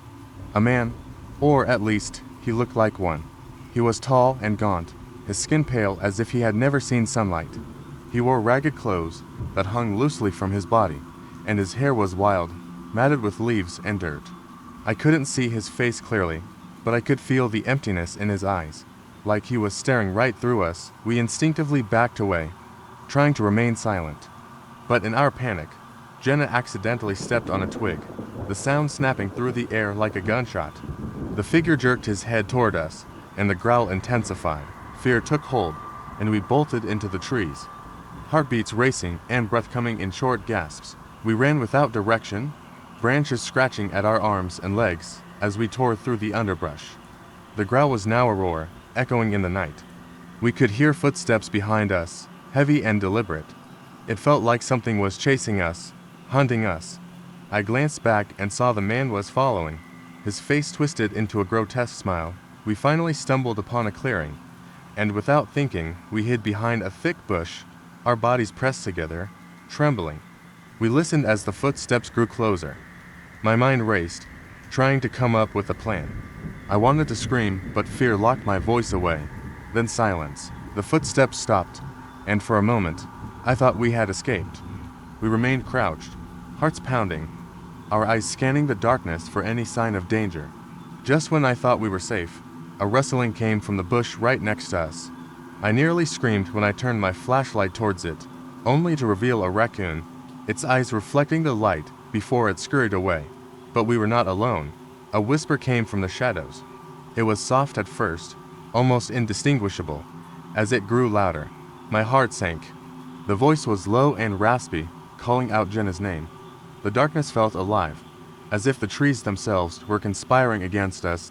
We dared to look out from behind the bush. To our horror, we saw the figure standing at the edge of the clearing, illuminated by the faint glow of our flashlights. He was now closer, his mouth moving as he chanted Jenna's name over and over, each utterance dripping with malice. Just as I thought we were trapped forever, something incredible happened. The figure suddenly stopped, his eyes widened, and he stumbled back, looking terrified. He turned and fled into the woods, disappearing into the darkness. We were paralyzed, trying to comprehend what had just happened. The chanting stopped, replaced by the sounds of the forest returning to normal. We slowly emerged from our hiding spot, still shaken, but relieved to be alive. As we made our way back to the campsite, we talked about what we had seen. Jenna couldn't shake the feeling that something was watching us, even in the safety of the campfire. The horror of that night haunted us, but the morning brought a sense of relief. We quickly packed our things and left. Days later, I received a text from Jenna. She had done some research and discovered that the area we camped in was notorious for strange occurrences. Multiple reports of people vanishing had been recorded over the years, always near that same clearing. But what made my blood run cold was the final line of her message. There's something more. They say if you hear your name whispered in the woods, it means they are looking for you. When I was younger, I spent many weekends camping with friends in the woods. This one particular trip was planned to celebrate the end of summer, just before school started. It was me, my cousin Emily, and our two friends, Jake and Sarah. We set up camp in a remote area, far from the busy trails and the noise of the city. The trees were tall and the air smelled of pine, a crispness that reminded us of adventure. After setting up our tents, we gathered around the campfire, roasting marshmallows and telling ghost stories as dusk turned to night. Sarah had brought her guitar, and we strummed out tunes under a star-filled sky. As the night deepened, I felt a strange energy in the air, almost electric, but I shrugged it off as excitement. As the fire crackled, Emily suggested a night hike. The woods were dark and inviting, and fueled by our earlier stories, we decided to go for it. We grabbed our flashlights and made our way into the forest. The moment we stepped off the clearing, the sounds of the night enveloped us. The chirping of crickets was punctuated by the rustle of leaves, a haunting symphony that was both thrilling and unnerving. We walked for what felt like an hour, chatting and laughing, when suddenly a loud rustling came from the bushes nearby. It sounded almost like a growl. The laughter died instantly, replaced by a heavy silence. We exchanged nervous glances, each of us wondering if we should turn back. Jake, always the brave one, insisted it was probably just a deer. So, we pressed on. As we moved deeper into the woods, we noticed something odd. The trees seemed to close in around us, blocking the moonlight and casting eerie shadows that danced just beyond our line of sight. Then came the sound again. This time it was closer and more pronounced, a scraping noise like nails against wood. My heart raced, but curiosity pushed us forward. Just then, we stumbled into a small clearing, illuminated by our flashlights. There, we found an old, dilapidated cabin, its windows shattered and door hanging off its hinges. It looked abandoned, yet there was a strange feeling that we weren't alone. Despite the unease creeping over us, we approached the cabin, driven by adrenaline and the need for exploration. As we neared the door, I noticed something glimmering in the dirt. I knelt down to inspect it and gasped. It was a small, rusty key. I turned it over in my hand, feeling the weight of its history. My friends gathered around, intrigued. We decided to look inside, the thrill of discovery overshadowing our instincts to leave. With some effort, we pushed the door open, and it creaked loudly, the sound echoing in the night. Inside, the air was thick with dust and decay. Cobwebs hung in every corner, and the floorboards groaned beneath our feet. As we explored, Sarah suddenly screamed, pointing to the wall. There were strange symbols carved into the wood. Some looked like faces, others like claws reaching out. We stepped back, our hearts racing. Then, without warning, the cabin door slammed shut behind us. We jumped, panic surging as we rushed to the door, but it wouldn't budge. The air grew cold, and a feeling of dread settled in our stomachs. Then, we heard the sound of footsteps outside, slow and deliberate, moving around the cabin. Jake pushed against the door with all his might, and just as it started to budge, the footsteps stopped. We held our breath, the silence almost deafening. We decided to stay quiet, hoping whatever was out there would leave us alone. But then came a low whisper, so soft we could barely hear it. It was unintelligible, but laced with malice, sending chills down my spine. The door rattled as something pressed against it from the outside. Emily, shaking with fear, urged us to find a window. We all scrambled to the nearest one, fumbling with the broken glass. desperate to escape. But before we could get it open, the whispers grew louder, a cacophony of voices urging us to listen. Suddenly, the key I had found began to glow in my hand. I glanced at my friends, confusion etched on their faces. Without thinking, I ran back to the door, inserting the key into the lock. To my shock, it turned smoothly, and the door swung open as if inviting us to flee. We stumbled out into the night, gasping for air, the sounds of whispers fading behind us. We ran back to our camp, our hearts pounding, not daring to look back. When we finally reached the safety of the fire, we collapsed in a heap, shaking with adrenaline and fear. But the night was not over. As we settled down, I noticed the key still clutched in my hand. My stomach dropped as I realized the symbols I had seen in the cabin were now etched into my skin, forming a pattern on my wrist that burned like a brand. We were never meant to leave that cabin, and I could feel something watching us from the darkness, waiting for its time. We were excited for our weekend camping trip, the four of us eager to escape the grind of everyday life. As the sun dipped below the horizon, painting the sky in brilliant oranges and purples, we arrived at our chosen spot. The site was remote, surrounded by dense woods that promised solitude and adventure. We set up our tents, made a campfire, and cooked hot dogs while sharing stories of past trips, laughing under the stars. As night enveloped the forest, a chill set in. We huddled closer to the fire, and Yeno, always the jokester, suggested we play a game. She proposed truth or scare, a twist on the classic game. Each person had to tell a scary story or share a truth that no one else knew. It was all in good fun until it was my turn. With the fire crackling and shadows dancing around us, I began to tell the tale of a local legend, an old park ranger who vanished in the woods decades ago. They say he was searching for something he never found, and on moonless nights, you can still hear his chains rattling as he roams, looking for anyone who dares to camp in his territory. As I spoke, I noticed a flicker of unease in my friend's eyes, but I brushed it off, attributing it to the spooky atmosphere. After my story, we decided to take a short hike before bed. The darkness pressed in around us, the trees towering like silent sentinels. We laughed nervously, trying to keep the mood light, but the deeper we ventured into the woods, the more the sounds of nature seemed to fade. It was eerily quiet, and I felt a knot of anxiety tighten in my stomach. Suddenly, from somewhere in the darkness, we heard a distinct clanking sound, like metal against metal. My heart raced as we stopped in our tracks, exchanging worried glances. It echoed through the trees, louder now, like chains being dragged across the ground. Gina's face turned pale, and I could see her grip tightening around the flashlight she held. "Let's get back to camp," I suggested, trying to sound calm. We turned to retrace our steps, but the clanking grew louder, more frantic. Panic surged through us, and we broke into a sprint, the beam of our flashlights bobbing erratically as we stumbled through the underbrush. I could hear my friends gasping behind me, their breaths coming in quick bursts. Then we saw lights, flickering in the distance, moving slowly toward us through the trees. They were lanterns, glowing eerily in the dark. My instinct screamed to run, but curiosity held me in place for a moment too long. I wanted to see what was coming. The lanterns approached, revealing figures shrouded in shadows, their faces obscured by dark hoods.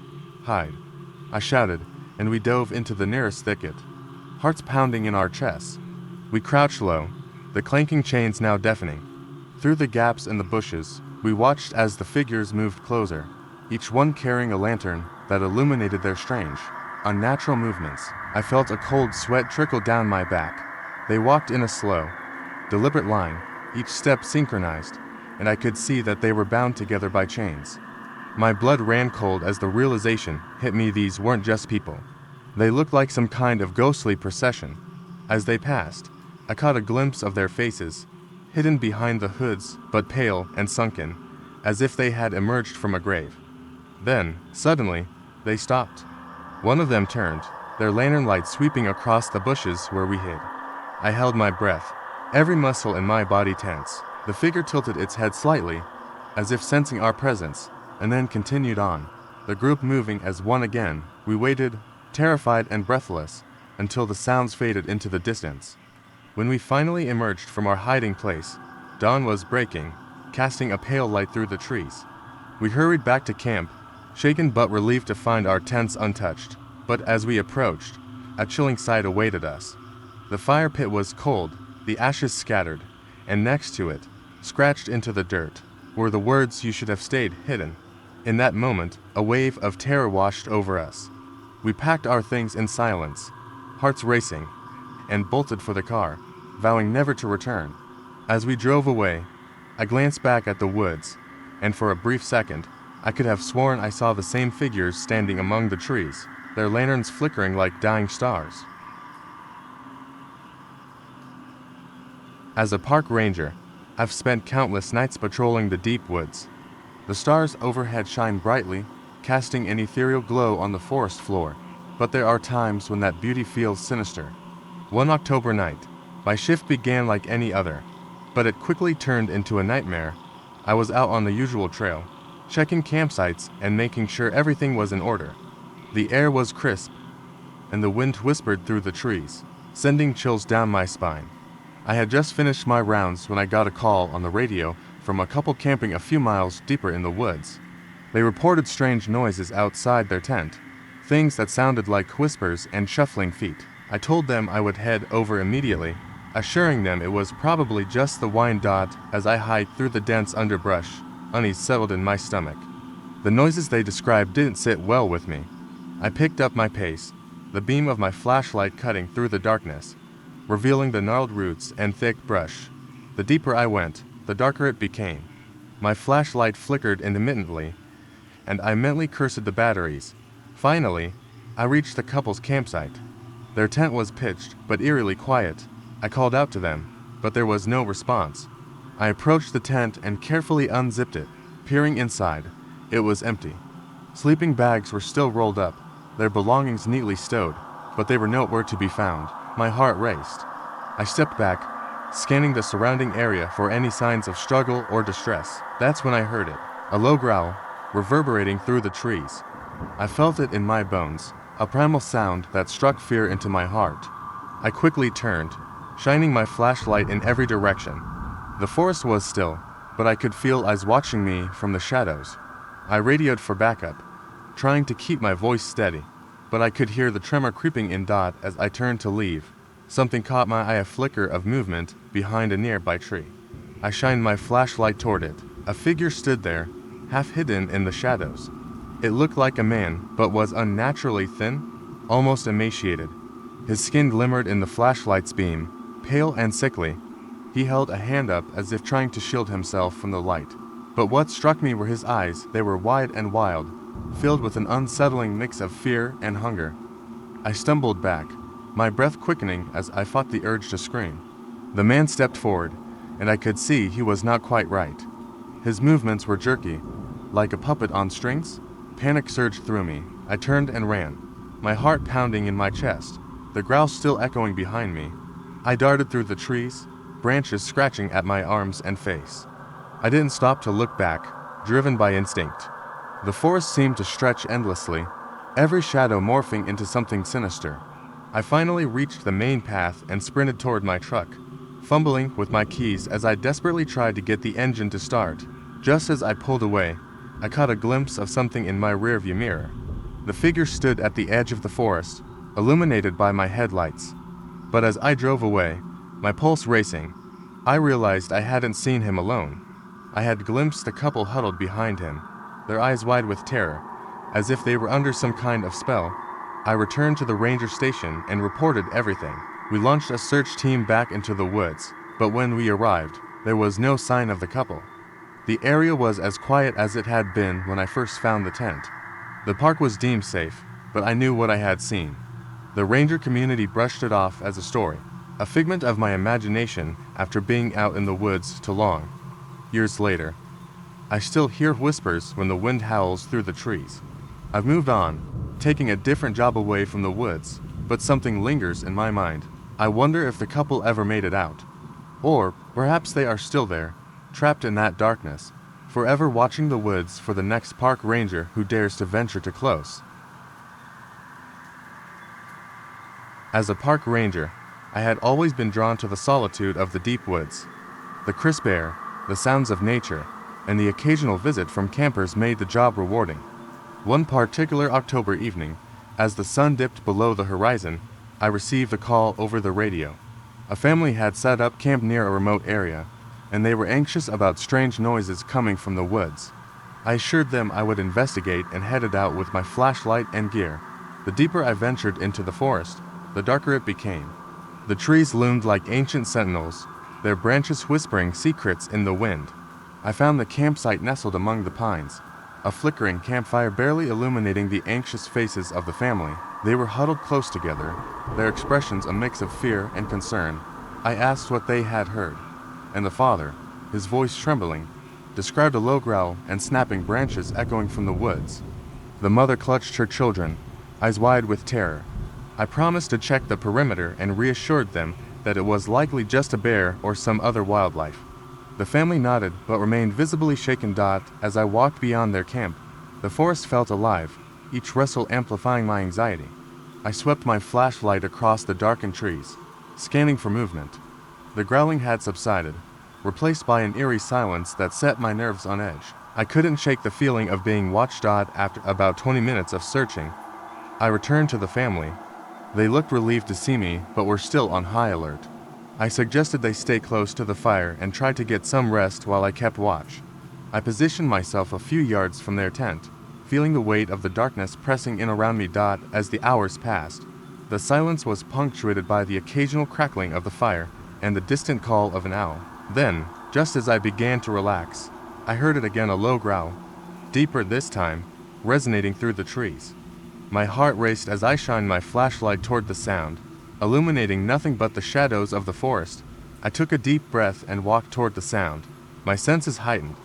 The growl was now accompanied by snapping twigs. My flashlight beam cut through the darkness, revealing an unsettling sight. A tall figure stood at the edge of the trees, its outline indistinct. It looked almost human, but something was wrong. It was too tall, too slender, and it didn't move like a person. Panic surged through me, but I forced myself to remain calm. I called out, asking if anyone was there. No response came, just a low growl that echoed back to me. Suddenly, the figure lunged toward me, and I stumbled backward, the beam of my flashlight flickering as I tripped over a root.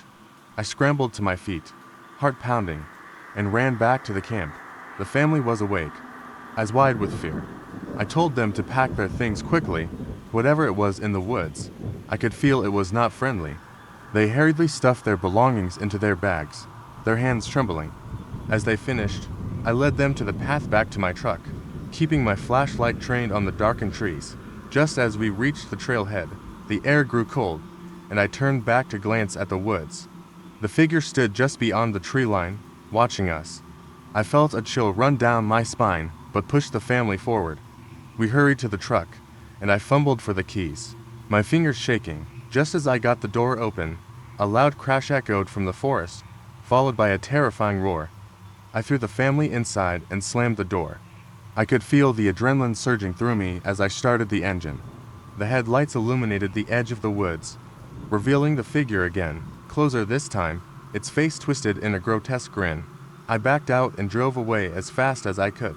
The family was silent, and the only sound was the hum of the engine. Finally, I turned to them and asked if they had seen anything. They exchanged confused looks, and then began to speak. The father insisted he had seen the figure, but the children only remembered shadows. The mother looked at me, her eyes wide. Then she pointed to the back of the truck. I turned, and my stomach dropped. There was a face pressed against the window, twisted and contorted, mirroring the grotesque smile I had seen earlier. The moment my heart stopped, the face vanished, leaving only the darkness behind. We all sat in stunned silence, realizing that whatever had been watching us was still out there, lingering just beyond the reach of our light. The sun dipped below the horizon as I set up camp with my friends in a secluded area deep in the woods. We'd been looking forward to this trip for months, eager to escape our busy lives for a weekend of hiking and storytelling around the campfire. My friends, Mia, Jake, and Sam, arrived as twilight settled in. The air was crisp and cool, filled with the earthy scent of pine and damp leaves. As darkness fell, we gathered around the fire, roasting marshmallows and sharing ghost stories. Laughter echoed through the trees, drowning out the sounds of the wilderness. But, as the firelight flickered, shadows danced along the edges of our clearing, creating an uneasy feeling I couldn't shake. I brushed it off, attributing my nerves to the stories we were telling. After a while, Mia suggested we explore a nearby trail that wound deeper into the woods. She joked that it would be spooky, which made Jake laugh. Ignoring the gnawing feeling in my stomach, I agreed. After all, we were here for adventure. Armed with flashlights, we set off into the darkness, the beam of light cutting through the thickening night. The deeper we walked, the quieter the forest became. I could feel the tension in the air, and soon, even the crickets fell silent. A strange unease settled over us. I caught Jake glancing nervously into the trees, and Sam kept turning around as if expecting something to follow us. Just when I thought about suggesting we head back, a sudden clatter broke the stillness, a loud crash that echoed through the trees, sending a chill down my spine. What was that? Mia whispered, her voice barely above a breath. Before I could respond, we heard another noise like chains rattling, echoing from somewhere up ahead. We froze, our flashlights illuminating only a small radius of the oppressive darkness. I felt my heart race, pounding in my ears. We exchanged anxious glances, each of us too afraid to speak. Then, I noticed a faint light glowing through the trees ahead, flickering like lanterns. Curiosity mixed with fear compelled us to move closer. As we crept through the underbrush, the sounds grew louder. The clanking of chains and the flickering light became increasingly unnerving. Finally, we reached a clearing, and what we saw will haunt me forever. A group of figures stood in a circle, their backs turned toward us. Each wore tattered clothing and held a lantern that swung slowly in the night. The light illuminated their faces, pale and obscured by dirt and grime. My breath caught in my throat as I noticed they were bound in chains, shackled at the wrists and ankles. They swayed slightly, as if caught in a trance, their movements synchronized in an unsettling rhythm. I wanted to scream, but fear paralyzed me. I looked at my friends, their faces reflecting my horror. The group seemed oblivious to our presence, lost in whatever ritual they were performing. I felt a primal urge to run, but I was frozen in place, captivated by the macabre scene unfolding before us. Just as I began to step back, one of the figures turned, and for a brief moment, our eyes met. The mask covering its face was crude, painted with dark streaks that looked like tears. I felt a chill wash over me, and instinct kicked in. We turned to flee, sprinting back the way we came, adrenaline coursing through our veins. The sounds of clanking chains followed us, echoing through the trees. We burst into our campsite, panting and terrified. The fire had died down to embers, casting ghostly shadows around us. We gathered our things, adrenaline still pumping through our bodies. The chilling memory of what we had seen was etched in my mind. But, as we packed in a frenzy, I spotted something on the ground near the fire pit. I knelt down and touched it. It was a rusted chain link, heavy and cold. My heart sank, panic surged through us, and we raced to the car, hearts pounding, desperate to leave the suffocating forest behind. As we drove away, the trees began to blur, the darkness swallowing us whole. I thought we were safe until a flicker of light caught my eye in the rearview mirror. There, in the shadows of the woods, I saw the figures standing still, holding their lanterns, watching us leave. Their haunting presence lingered in the night, a reminder that whatever we had encountered would forever remain in the depths of those woods. Camping has always been my favorite way to unwind. So, when a few friends and I decided to spend a weekend in the woods, I was thrilled. We found a secluded spot deep in the forest, far from the noise of civilization, and set up camp as the sun dipped below the horizon. The evening air was crisp, filled with the scent of pine and the sound of crackling leaves beneath our feet. As night fell, we gathered around the campfire, roasting marshmallows and sharing ghost stories that made us all shiver. As the stories got darker, a chill settled over the group. My friend Mia suggested we take a walk through the woods to embrace the eerie atmosphere. She grinned mischievously, claiming it would be fun to get scared together. I felt a surge of apprehension, but also excitement. So, we decided to go. We grabbed our flashlights and set off, the beam of light cutting through the darkness. The forest was alive with sounds, the rustling of leaves, the distant call of an owl, and our own laughter echoing between the trees. As we walked deeper into the woods, we started to hear something unusual. It was faint at first, a low clanking sound, like chains dragging across the ground. We paused, exchanging nervous glances, but brushed it off as part of the forest symphony. Then we saw the tiny lights flickering in the distance. At first, they looked like fireflies, but as we approached, the lights grew larger and more distinct. Panic set in as the clanking grew louder, and it felt like the air around us thickened with unease. We decided to hide behind a cluster of bushes, hearts racing and breathless. Peering through the leaves, we saw figures emerging from the trees, each holding a lantern. They were dressed in tattered clothing, their faces obscured by dark hoods. The chains wrapped around their bodies rattled as they moved, creating an unsettling rhythm that sent shivers down my spine. My mind raced with questions. Who were they? What did they want? The figures marched slowly past our hiding spot, their lanterns casting flickering shadows that danced eerily on the trees. I could barely breathe, my heart pounding in my chest. Just as I thought I might burst from the tension, one of the figures turned its head toward us. The hood shifted slightly, and for a moment, I thought I saw a flash of pale skin beneath the darkness. My body tensed, and I could hardly suppress a gasp. But instead of approaching us, they continued on their path, vanishing deeper into the woods. We stayed hidden for what felt like hours, terrified to move. When we finally mustered the courage to leave our hiding spot, we quickly made our way back to the campsite, the panic still coursing through our veins. The fire was still crackling, but the atmosphere had changed. It felt heavier, as if the woods themselves were holding their breath. We gathered around the fire, whispering about what we had seen, trying to convince ourselves it was all just a trick of the mind. The night wore on, but none of us could sleep. Every rustle of leaves or snap of twigs made us jump. Finally, as dawn approached, we decided to pack up and leave. We wanted to get out of the woods as quickly as possible. As we gathered our things, we noticed something strange. The area around the fire pit was disturbed, as if something had been dragged through the dirt. My stomach sank as I knelt to examine it. Embedded in the ground were large footprints leading away from our camp, deep and unmistakable.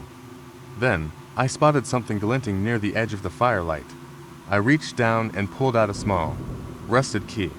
Confusion washed over me. What was it doing there?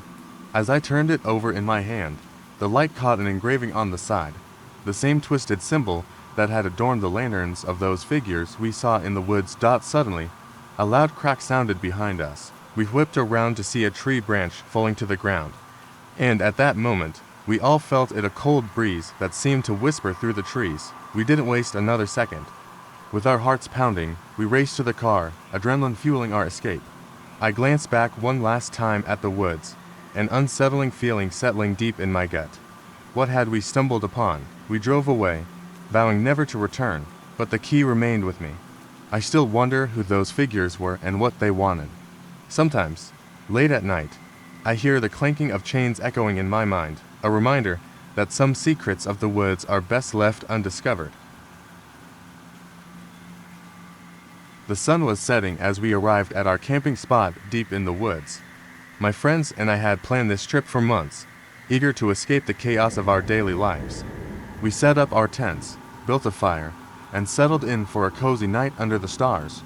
As the darkness enveloped us, we shared stories and laughter, the flickering flames creating an inviting warmth. After a few hours, the conversation turned toward the strange occurrences that supposedly haunted the woods. My friend Sarah spoke up, her voice a mix of excitement and fear. She had heard rumors of people disappearing in these woods, only to reappear days later, babbling about things they had seen. We laughed it off, our spirits too high to let fear creep in. But the atmosphere shifted when a low, guttural growl pierced the night, freezing us in our seats. We exchanged nervous glances, but curiosity outweighed our fear. We decided to investigate the source of the noise. Flashlights in hand, we trudged deeper into the woods, the trees closing in around us. The further we walked, the more the sounds intensified, a mix of rustling leaves and soft whispers that sent chills down my spine. It felt like we were being watched, and every instinct screamed for us to turn back. As we ventured on, we stumbled upon a clearing illuminated by a pale moon. In the center stood a strange, decrepit tree that seemed to pulse with an eerie energy. Its gnarled branches twisted skyward like skeletal fingers, and the air around it felt heavy with dread. Suddenly, another growl echoed from behind us, closer this time. Panic surged through us, and we sprinted back toward the campsite. We reached our tents, hearts racing, and tried to shake off the unease. We huddled around the fire, recounting our experience. Laughter returned, but the atmosphere was different now. The woods felt alive, watching us. Just as we began to settle down, the growling returned, this time louder and more aggressive. It was as if something was angry we had intruded on its territory. Fearing for our safety, we decided to barricade ourselves inside our tents for the night. The growling continued, mixing with strange, unintelligible whispers that seemed to surround us. I could hear my friend's shallow breaths, the tension palpable in the air. I closed my eyes, trying to convince myself it was just the woods playing tricks on us, but sleep wouldn't come. I lay there, heart pounding, listening to the world outside. Then, just as I thought I might drift off, a loud crash echoed through the darkness, followed by frantic wrestling. I shot upright, the adrenaline coursing through my veins. I could hear my friends whispering, their voices laced with panic. Suddenly, the tent flaps burst open, and Sarah stumbled inside, her face pale and wild. "It's out there," she gasped. "We need to go now." Before we could ask what she meant, she froze, eyes wide with terror. I followed her gaze, and my stomach dropped. Outside, silhouetted against the moonlight, were three figures, each wearing tattered clothing and long hair that hung in front of their faces. They stood motionless, staring directly at us, their bodies swaying as if caught in some unseen breeze. I could hardly breathe as I realized they were not human. Their movements were unnatural, jerky, and disjointed. Before we could react, one of the figures let out a high-pitched screech that sent shockwaves of fear through me. I grabbed my friends, pulling them down to the ground as the figures began to move toward us, each step deliberate and slow. As they approached, a wave of darkness seemed to envelop them, making it hard to see clearly. I felt a pull, as if they were beckoning me to join them. My mind raced with terror, but in that moment, a strange calm washed over me. I could hear them whispering, their voices sweet and soothing, promising safety and comfort. Then, just as abruptly, the figures stopped, their heads jerking back as if sensing something. In an instant, they turned and fled into the woods, disappearing into the darkness as quickly as they had come. We remained frozen, too terrified to speak. When dawn broke, we gathered our things, the fear still thick in the air. As we packed up, I noticed something etched into the dirt by our fire pit. The words read, "We will find you when the moon rises again." We rushed back to our car, glancing over our shoulders, every rustle in the trees igniting panic. We drove away in silence, a sense of dread lingering as we left the woods behind. Little did we know, those figures were not gone. They had simply retreated, watching, waiting for the night to claim us once more. We had been planning the camping trip for weeks. There were 6 of us, 2 couples, and my best friend Mike. We all piled into a small van with tents, sleeping bags, and gear.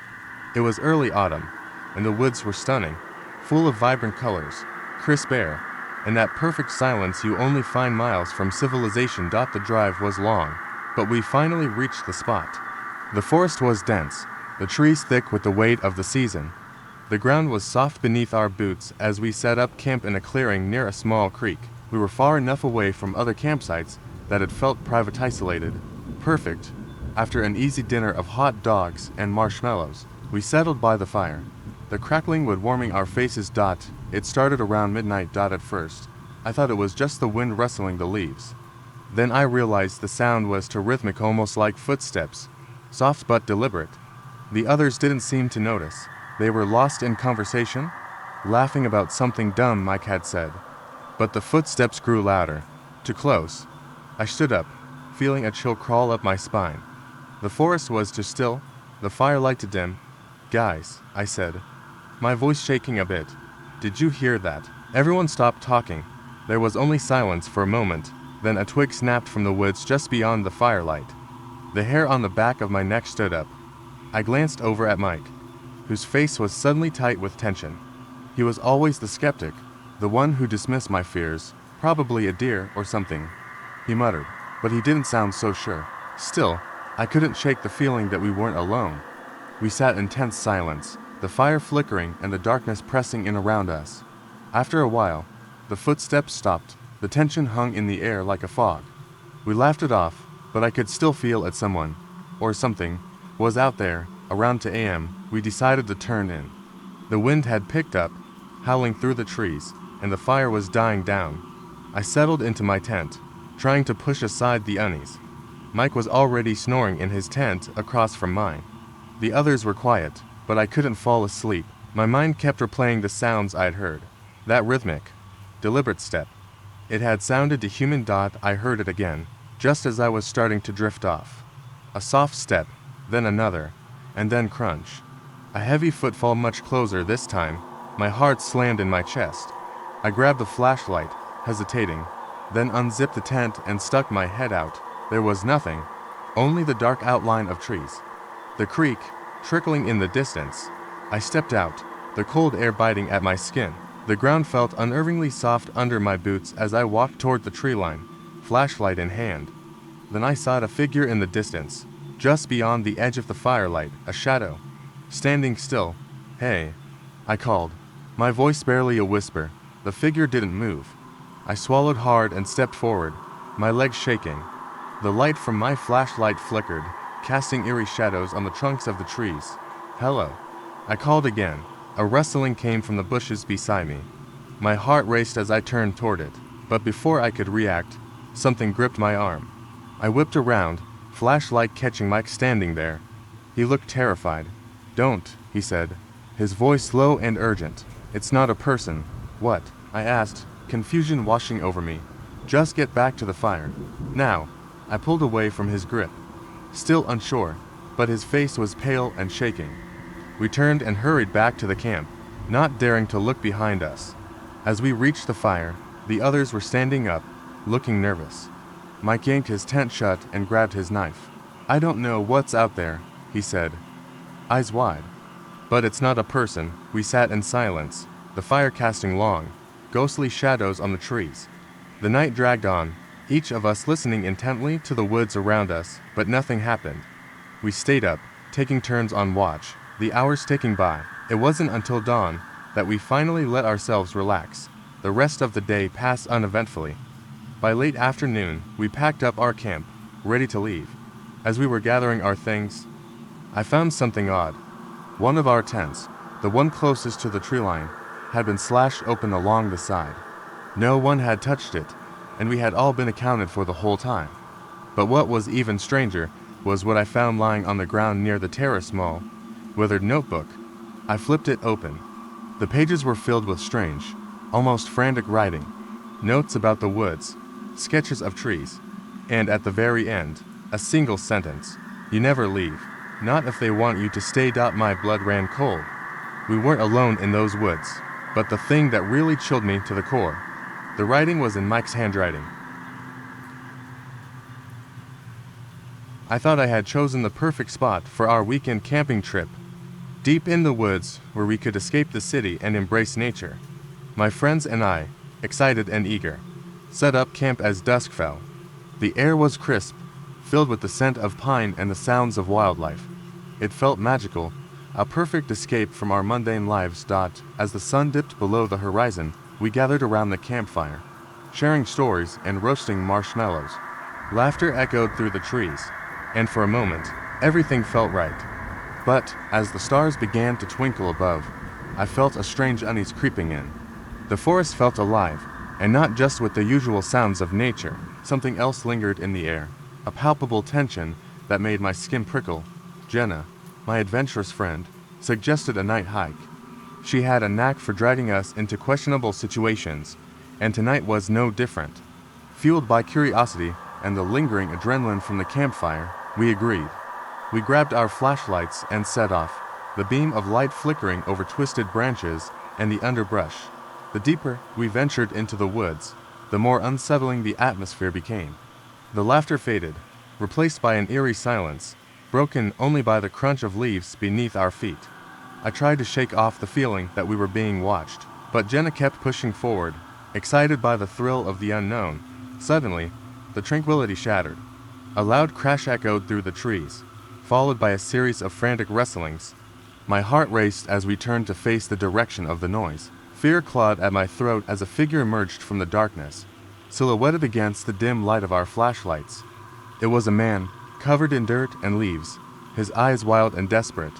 He stumbled toward us, breathing heavily, chains dragging behind him. I wanted to scream, but couldn't find my voice.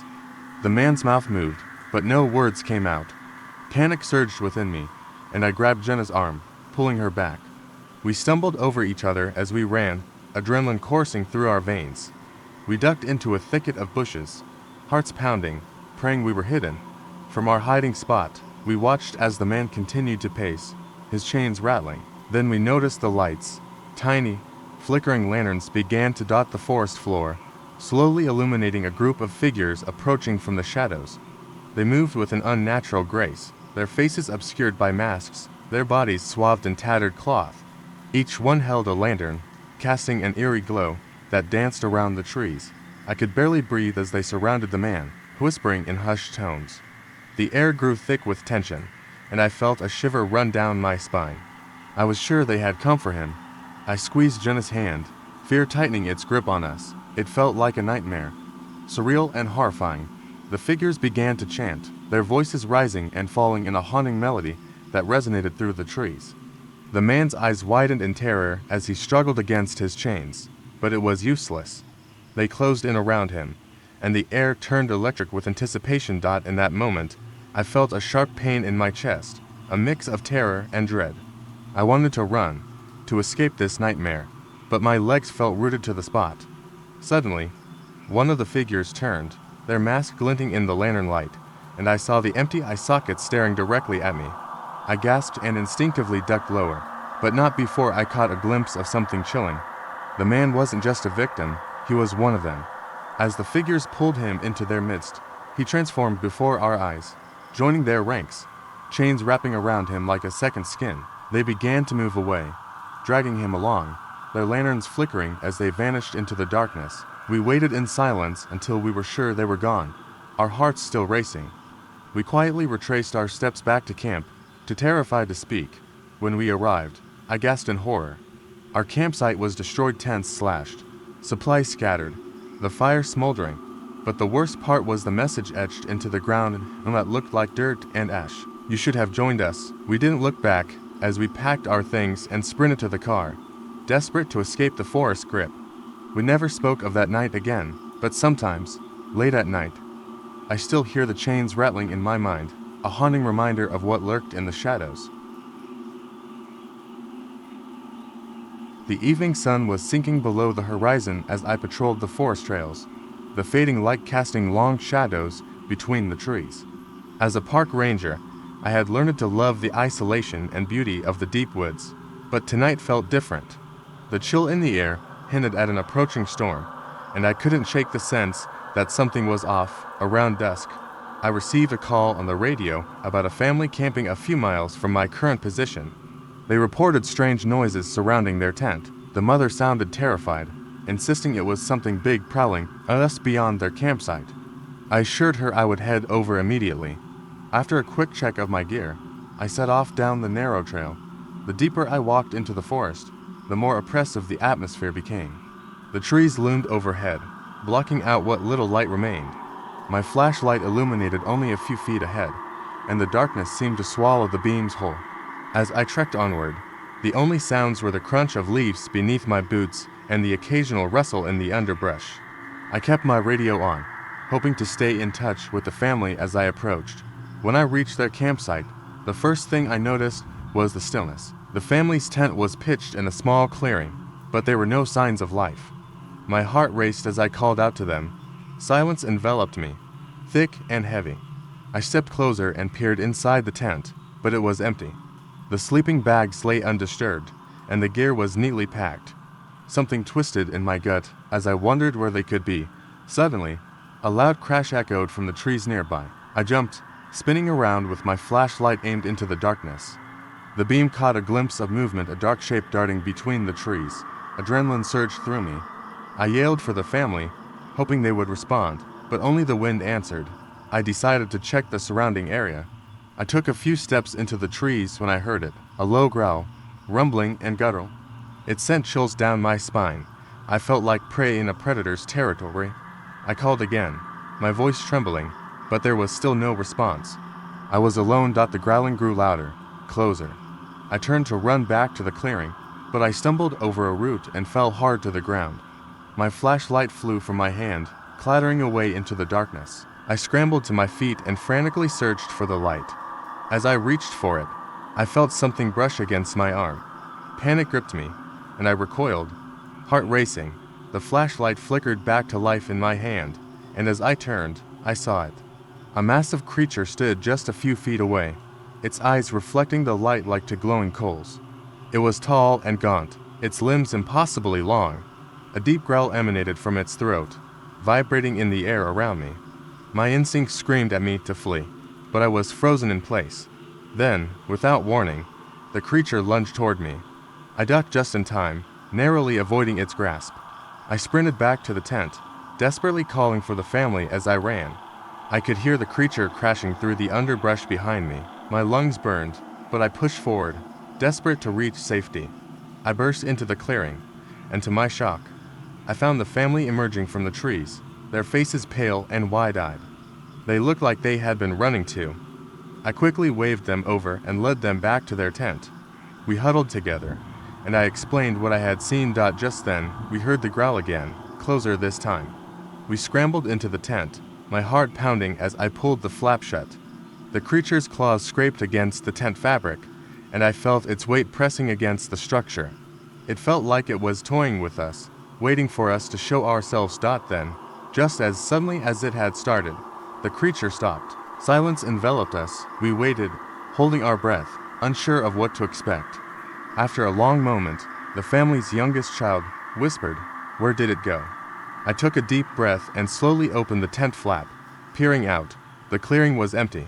The creature had vanished. As we stumbled out into the moonlight, I noticed something strange on the ground, a footprint, but not a normal one. It was human-sized and oddly shaped, as if someone had been standing there all along. I turned to the family, and their faces mirrored my shock. What had chased us? Where had it gone? We looked at each other, a silent understanding passing between us. The true horror of the night was not the creature itself, but the fact that it could take on the form of a human.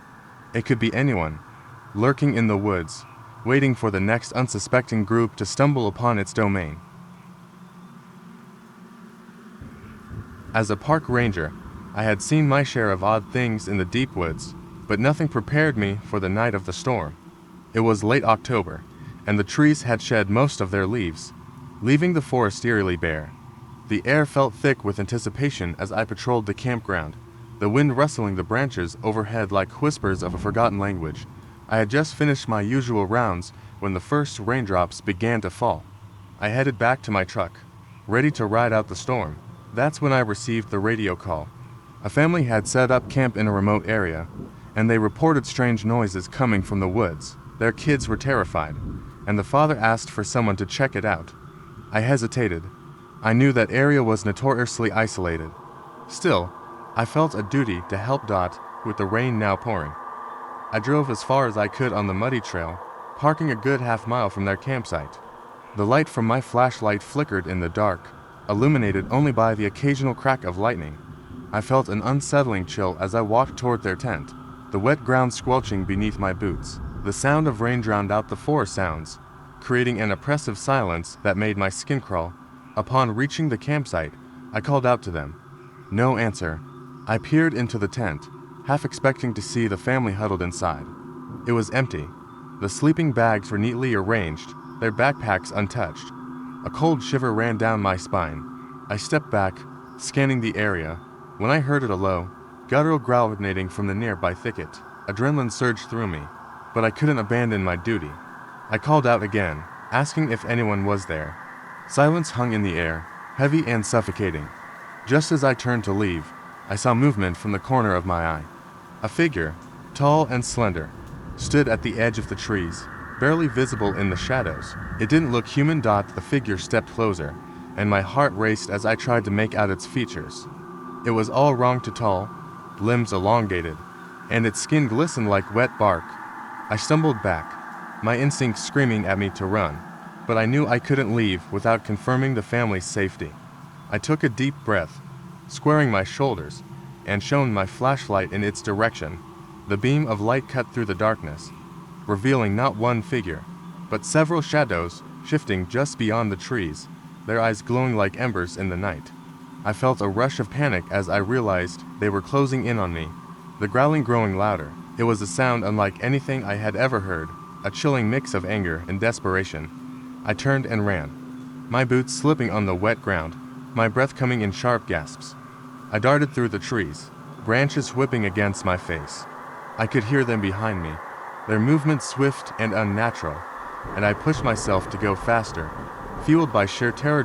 As I burst back onto the main trail, the growling ceased. I stopped, panting heavily, glancing back into the woods. The darkness loomed silent, as if nothing had ever been there. I fumbled for my radio, my hands shaking. Just as I was about to call for help, I caught sight of a flicker of movement in the trees. It was then that I saw them. The family I had come to find was standing just at the edge of the clearing, staring at me with wide eyes. They were unharmed, but their faces were pale, their expressions frozen in fear. I rushed over, relief flooding my chest. I asked what had happened. The father shook his head, his voice trembling. They had been hearing strange noises all night, but when they stepped out of the tent to investigate, they saw something in the shadows watching them. They didn't know what it was, but it terrified them into staying inside. As we gathered around my truck, the father suddenly pointed behind me. I turned slowly, dread washing over me. Just beyond the trees stood the figure again, but this time it was smiling, a twisted grin splitting its face. My heart dropped as the realization hit me. It had been playing with us, waiting for the right moment to strike. In that instant, the lights on my truck flickered, and I felt a cold breeze brush against my neck. The family clutched each other, and I could feel my body tense as the air grew thick with malice. I couldn't shake the feeling that this was only the beginning. We had survived for now, but the woods were still alive with something sinister, and we were far from safe. It was supposed to be an easygoing weekend trip, just a simple getaway deep in the woods with my friends. We planned everything out: tents, food, flashlights, and extra batteries. We'd chosen a spot by the lake, miles from the nearest road, so we wouldn't see another soul for days.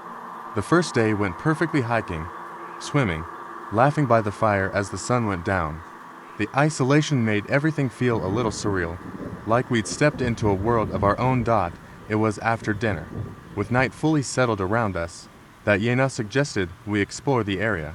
She'd always been the adventurous one, pushing us to do things we wouldn't otherwise. We took our flashlights and set off, joking that she was leading us on a ghost hunt. As we walked, the woods thickened, swallowing our voices and muffling our laughter. Shadows danced along the ground, strange in the beams of our flashlights, and the trees grew denser, leaning over us like they were watching. At some point, the trail split off, and Yena darted ahead before anyone could stop her. We tried calling her back, but she laughed and said she'd meet us back at camp in a few minutes. Not wanting to argue, we kept walking, staying on the main path. We turned back after a while, realizing we'd been gone longer than we'd planned, and headed to the campsite. We figured Yena would already be there, probably lying in wait to jump out and scare us, but the campsite was empty when we returned. Her things were still where she'd left them, untouched. The fire was almost out, just a few embers crackling quietly, casting a faint orange glow over the tents. Panic started to creep in, and we called her name, listening to our voices echo into the dark trees. Silence answered us, thick and unnerving. The minutes ticked by, and then the hours. By now, it was close to midnight, and our nerves were stretched thin. Every sound, the rustling of leaves, the snap of a twig, made us whip around, expecting Yena to jump out. But the silence dragged on. Just as we were about to head into the woods to search for her, we saw a faint light bobbing in the trees. Relief surged through us. Yena was finally back. But as the light grew closer, something was off. The way it swayed wasn't like a flashlight, it moved fluidly, almost like it was floating. We called out to her, but there was no answer. The light kept moving closer, slow and deliberate, weaving through the trees. Then we saw it, a figure in the dark, cloaked in shadows. It wasn't Yena. The figure was too tall, its movements too stiff. Whoever it was held a lantern that flickered with an unnatural glow, a greenish light that seemed to pulse in the darkness. Chains rattled as the figure moved closer, dragging across the ground. Loud and metallic. My heart pounded as we stumbled back, retreating toward the camp. But the figure kept coming, each step slow, unhurried. The light from the lantern cast strange shadows over its face. It wore a mask, pale and featureless, with hollow eyes that seemed to stare through us. I grabbed my friends, and we hid behind a nearby fallen tree, peering out as the figure entered our camp. It stopped by Gina's tent, standing still as if listening. The chains clanked softly as it reached down, running its hand over her things, pausing for a moment before moving to the next tent. My breath caught in my throat as it lifted the lantern, casting light over the empty tents, the coolers, the dying fire.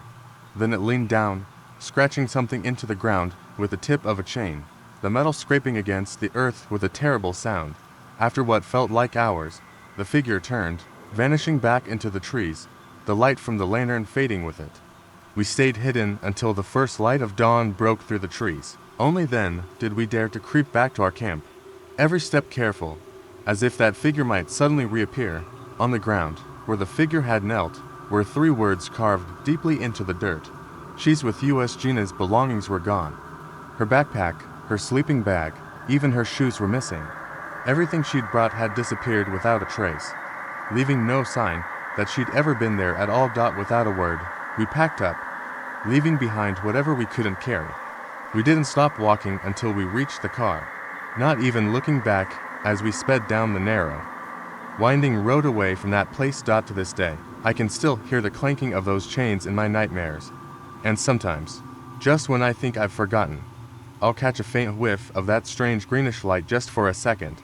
None of us ever found out what happened to Yena, but we know one thing for certain. Whoever, or whatever, that figure was, it wasn't human. It was late October when I signed up for a solo shift as a park ranger, patrolling the trails after dark. The deep woods were always eerie at night, but there was something about the fall air that made the trees seem closer, the shadows thicker. I had patrolled the park dozens of times before, but something about that night felt different. My flashlight was weak, its beam barely cutting through the mist that had settled over the forest. The towering pines creaked in the wind as I made my way down one of the less traveled paths. I had heard stories over the years, rumors about strange things happening deep in these woods. Most of the time, it was just old campers telling ghost stories around a fire. I never believed them until that night. As I moved deeper into the woods, I came across an old campsite. The fire pit was cold, and the tent looked like it had been abandoned in a hurry. There were no signs of wildlife, no rustling of leaves or chirping of insects. The stillness was unnerving. I radioed in to let the others know I had found the site, but there was no response, just static. My heart began to race. I should have turned back, but something compelled me to go further. A thick fog had started to roll in, making it even harder to see. The path twisted and narrowed, and soon I found myself in an area of the park I had never seen before. I didn't recognize any of the landmarks. I checked my map and compass, but neither seemed to make sense. The compass needle spun wildly, as if it were confused, and the map didn't match my surroundings. Panic started to creep in. I wasn't lost, I couldn't be. Suddenly, I heard a sound. It wasn't the wind or the creaking of trees, it was something else. A low, guttural moan echoed through the woods, followed by the snap of a branch. My flashlight flickered, and for a moment, I thought I saw something moving between the trees. I couldn't tell what it was, but it was tall to tall. My instinct was to run, but my legs wouldn't move. I stood frozen, staring into the darkness, waiting for whatever was out there to reveal itself. The sound came again, closer this time. I gripped my flashlight tighter, my breath shallow. Then, just as suddenly as it had started, the noise stopped. The forest was silent once more. I forced myself to move, slowly backing away from the direction of the sound. I had to get back to the main trail, back to the ranger station. But no matter which way I turned, the trees seemed to close in on me, blocking my way. As I stumbled through the fog, I saw something ahead, to glowing orbs floating in the distance. My heart leapt into my throat. They were eyes, reflecting in the beam of my flashlight. They were watching me. I pointed the light straight at them, and for a moment, I caught a glimpse of something large and gaunt, standing just beyond the fog. It looked human, but its limbs were elongated, and its skin was pale as moonlight. It didn't move, just stood there, staring. Without thinking, I turned and ran. I didn't care where I was going as long as it was away from that thing. My legs burned as I sprinted through the trees, branches slashing at my face and arms. I could hear it behind me, crashing through the underbrush, moving faster than any human could. I didn't dare look back. After what felt like an eternity, I burst into a clearing. My chest heaved, and my body ached, but I didn't stop. I ran until I saw the faint glow of the ranger station's lights in the distance. I threw myself through the door and locked it behind me. My hands were shaking, and my mind was racing, trying to make sense of what had just happened. The next morning, I returned to the area with another ranger. The fog had lifted, and the woods looked normal, peaceful even. But when we reached the clearing where I had first seen the creature, we found something strange. There, in the soft earth, were footprints, giant human-like prints, much larger than any person's. They led deep into the woods and disappeared into the darkness. We never spoke about it again, but I couldn't shake the feeling that whatever was out there had let me go. It had been watching, waiting, and it knew I would come back. Camping in the deep woods had always been my escape, a chance to disconnect from the chaos of life. I often went with a group of friends, but this time, I found myself alone. The plan was simple: set up camp, enjoy the quiet of nature, and maybe indulge in a little stargazing. Little did I know how the night would unfold. I arrived at the campsite just before sunset, a perfect spot nestled between tall pines and a clear, babbling brook. The air was crisp, and a gentle breeze rustled the leaves, almost as if nature was welcoming me. I set up my tent, started a small fire, and prepared some snacks as the sky shifted from orange to deep indigo. As darkness settled in, the forest transformed. The sounds of the day faded, replaced by the soft rustling of leaves and the occasional hoot of an owl. I pulled out my phone to check for service, but there was nothing, just a blank screen.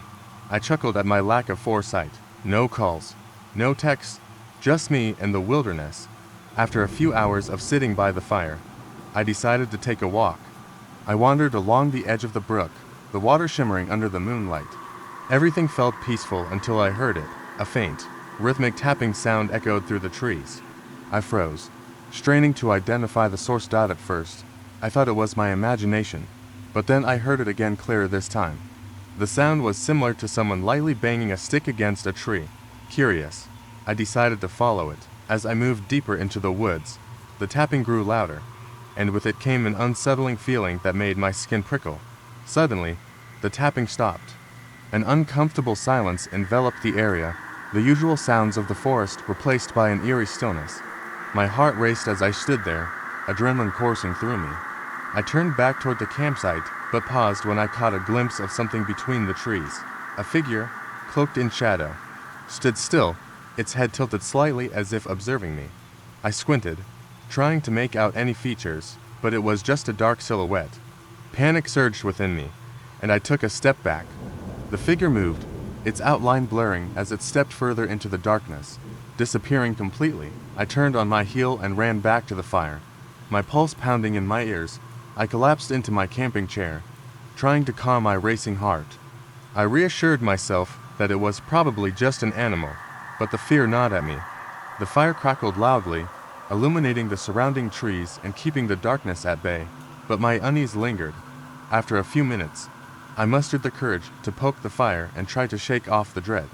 Just as I did, I heard a rustling in the bushes nearby. My heart sank. I grabbed the flashlight, shining it toward the sound. Nothing. I felt like a child again, afraid of the monsters lurking in the dark. As I sat there, a movement caught my eye from the corner of the clearing.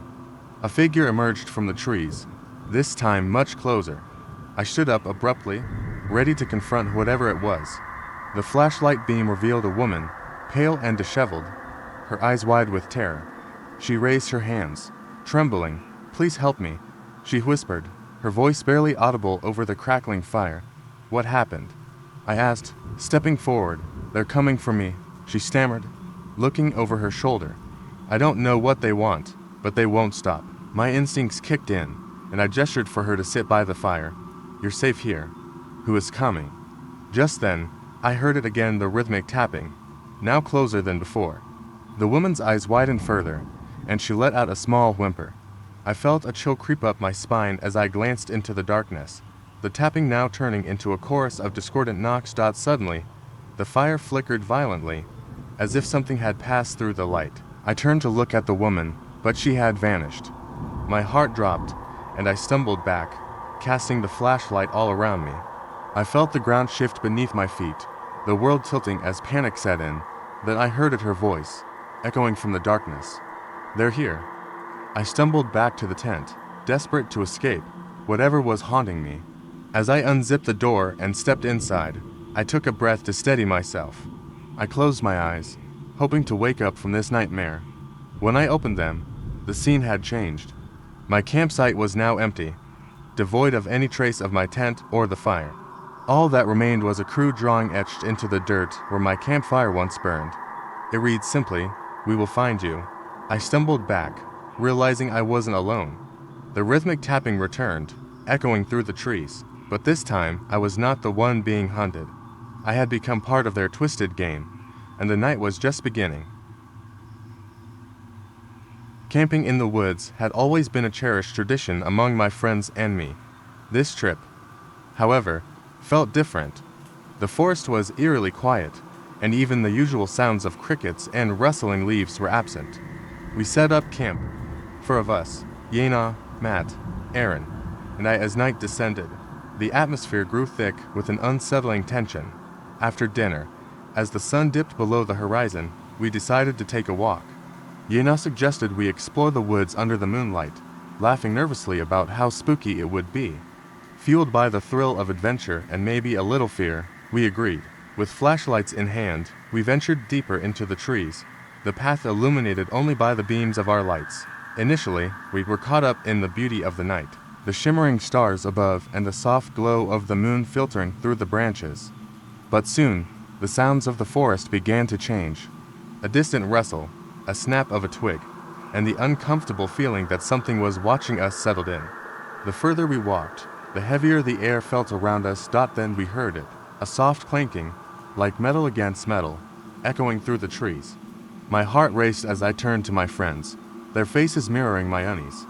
It seemed to be coming from the direction we had just walked, and in a moment of collective panic, we decided to hide. We ducked behind some thick bushes, our breaths shallow as we strained to hear more. What we saw next made my blood run cold.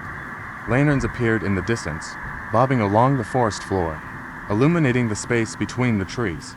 Figures emerged, draped in tattered white clothing, their faces hidden behind eerie masks that seemed to glow in the lantern light. Chains rattled as they walked, shackles on their wrists and ankles clanking with every step. The procession moved slowly, the figures gliding toward our hiding spot as if they were drawn by an unseen force. My friends and I exchanged wide-eyed glances, a shared understanding of our predicament settling over us. We remained completely still, our hearts pounding in sync, the tension thick enough to slice through as they passed. I could see their eyes, or rather, where their eyes should have been. The masks were hollow, devoid of any expression, and I felt an overwhelming urge to scream, but managed to suppress it. The figures moved with a haunting grace, and I wondered if they even knew we were there. They continued on, fading into the depths of the woods, leaving us shaken and terrified. We waited for what felt like an eternity before we dared to move. Finally, we crept back to our camp, only to find it in disarray. The tents were overturned, and the fire pit was smoldering as if it had just been extinguished. Fear twisted in my stomach as we approached the campsite. A cold breeze whispered through the trees, sending chills down my spine. I noticed something on the ground, half hidden by the leaves. As I got closer, my stomach dropped. Scrawled in the dirt was a message: "You should not have come here." We all froze, the weight of that ominous sentence hanging heavily in the air. I felt a sense of dread wash over me, suffocating and relentless. We hastily gathered our things, adrenaline fueling our movements, and sprinted back to the car. Every snap of a branch or rustle of leaves had us glancing over our shoulders, terrified of what might be lurking in the shadows. Once inside the car, we locked the doors and started the engine. As we drove away, I looked back at the trees, the place where we had just been. That's when I saw them, those figures standing at the edge of the woods, illuminated by the moonlight. They didn't move. They just stood there, watching us leave. Later that night, once we were safely back in the city, I checked my phone. A notification lit up the screen. It was a message from Yana, sent while we were in the woods. "Did you see them? They're in the trees. They know we're here." I stared at the screen, confusion washing over me. Had she seen them too? I quickly typed back, asking her what she meant. I stared at the message, waiting for her response, but the screen went dark. Then, I heard it again, the faint clanking of chains in my mind, echoing, haunting. It wasn't over. The woods were not finished with us yet. It was supposed to be a fun camping trip with my friends. We drove to a secluded area, far from the noise of the city, hoping to escape the pressures of our everyday lives. There were 5 of us, my friends Jake, Sarah, Lily, and Mark. We pitched our tents under the trees, the sound of the crackling fire providing a comforting backdrop to our laughter. As night fell, the woods transformed, the shadows deepened, and the familiar sounds of the forest turned ominous. I suggested we tell ghost stories, thinking it would be a laugh. But as we shared tales of lost souls and wandering spirits, I could feel an unsettling chill creeping in. Jokingly, Jake dared us to go for a midnight hike to explore the woods. With flashlights in hand, we ventured into the darkness. The moonlight barely pierced the dense canopy, and every rustle in the underbrush made my heart race. As we walked deeper, I noticed that the atmosphere had shifted. The air felt thick, heavy, as if the forest itself was watching us. I dismissed the feeling as paranoia, but something about the stillness made me uneasy. That's when we heard a low, mournful howl echoing through the trees. We stopped in our tracks, exchanging nervous glances. Was it a wolf? The sound sent a shiver down my spine. We decided to press on, hoping to laugh it off once we were back at camp. But the deeper we went, the more unsettling it became. The howling returned, closer this time, accompanied by a faint rustling. Suddenly, Mark, who had been trailing behind, screamed. We turned to see him pointing toward a figure emerging from the shadows. It was a tall silhouette, swaying slightly, its outline obscured by the darkness. My heart pounded in my chest as I strained to make out any details. I felt paralyzed, fear gripping me like a vice. "Is that a person?" Sarah whispered, her voice barely above a breath. Before anyone could respond, the figure lurched forward. Panic erupted among us. We turned to run, but my foot snagged on a root, and I fell hard to the ground. My flashlight flickered and went out, plunging me into darkness. I scrambled to my feet, heart racing, and stumbled after my friends. We burst back into the clearing, breathless and shaken. I quickly checked to see if everyone was okay. Mark was pale, his eyes wide with fear. "What was that thing?" he gasped. "I don't know, but we should pack up and leave," I said, trying to keep my voice steady. We hurriedly gathered our things, our earlier bravado completely forgotten. As we worked, the haunting howl rang out again, echoing in the distance. It felt like the forest itself was alive, mocking our fear. With our gear hastily stuffed into backpacks, we turned to leave when Jake suddenly froze, his eyes wide. "The fire," he said, pointing. The flames had flared up unexpectedly, casting eerie shadows across the clearing. We had extinguished it before heading into the woods, but now it blazed brighter than ever, illuminating the trees around us. "What the hell?" Lily exclaimed. I felt a cold sweat break out as I realized something was off. The firelight revealed a pattern in the dirt around it, something we hadn't seen before. Scratches and markings that seemed deliberate, almost ritualistic. It looked like words, but twisted, as if they had been clawed into the ground. "Get away from the fire," I yelled, panic rising again. We stumbled backward, eyes locked on the flames.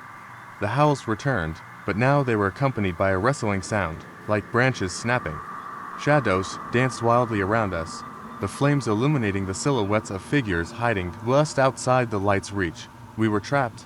Then, just as we were about to bolt, the fire suddenly died down to embers, plunging us into darkness once more. The figures became clear now, dozens of them, watching silently from the tree line, their faces obscured by the night. In a flash, I recalled a story I'd heard years ago about a camping group that vanished without a trace, the only clue being markings found in the dirt. They had been lured into the woods by the firelight, just like we had been. In that moment, we understood.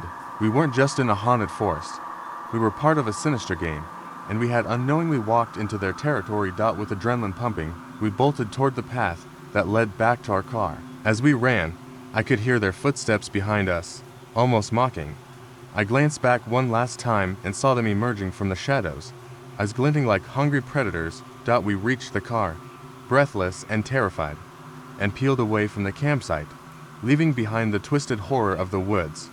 The last thing I saw in the rearview mirror was a figure standing by the dying embers, watching us leave, and I knew it wouldn't be the last time I felt their presence.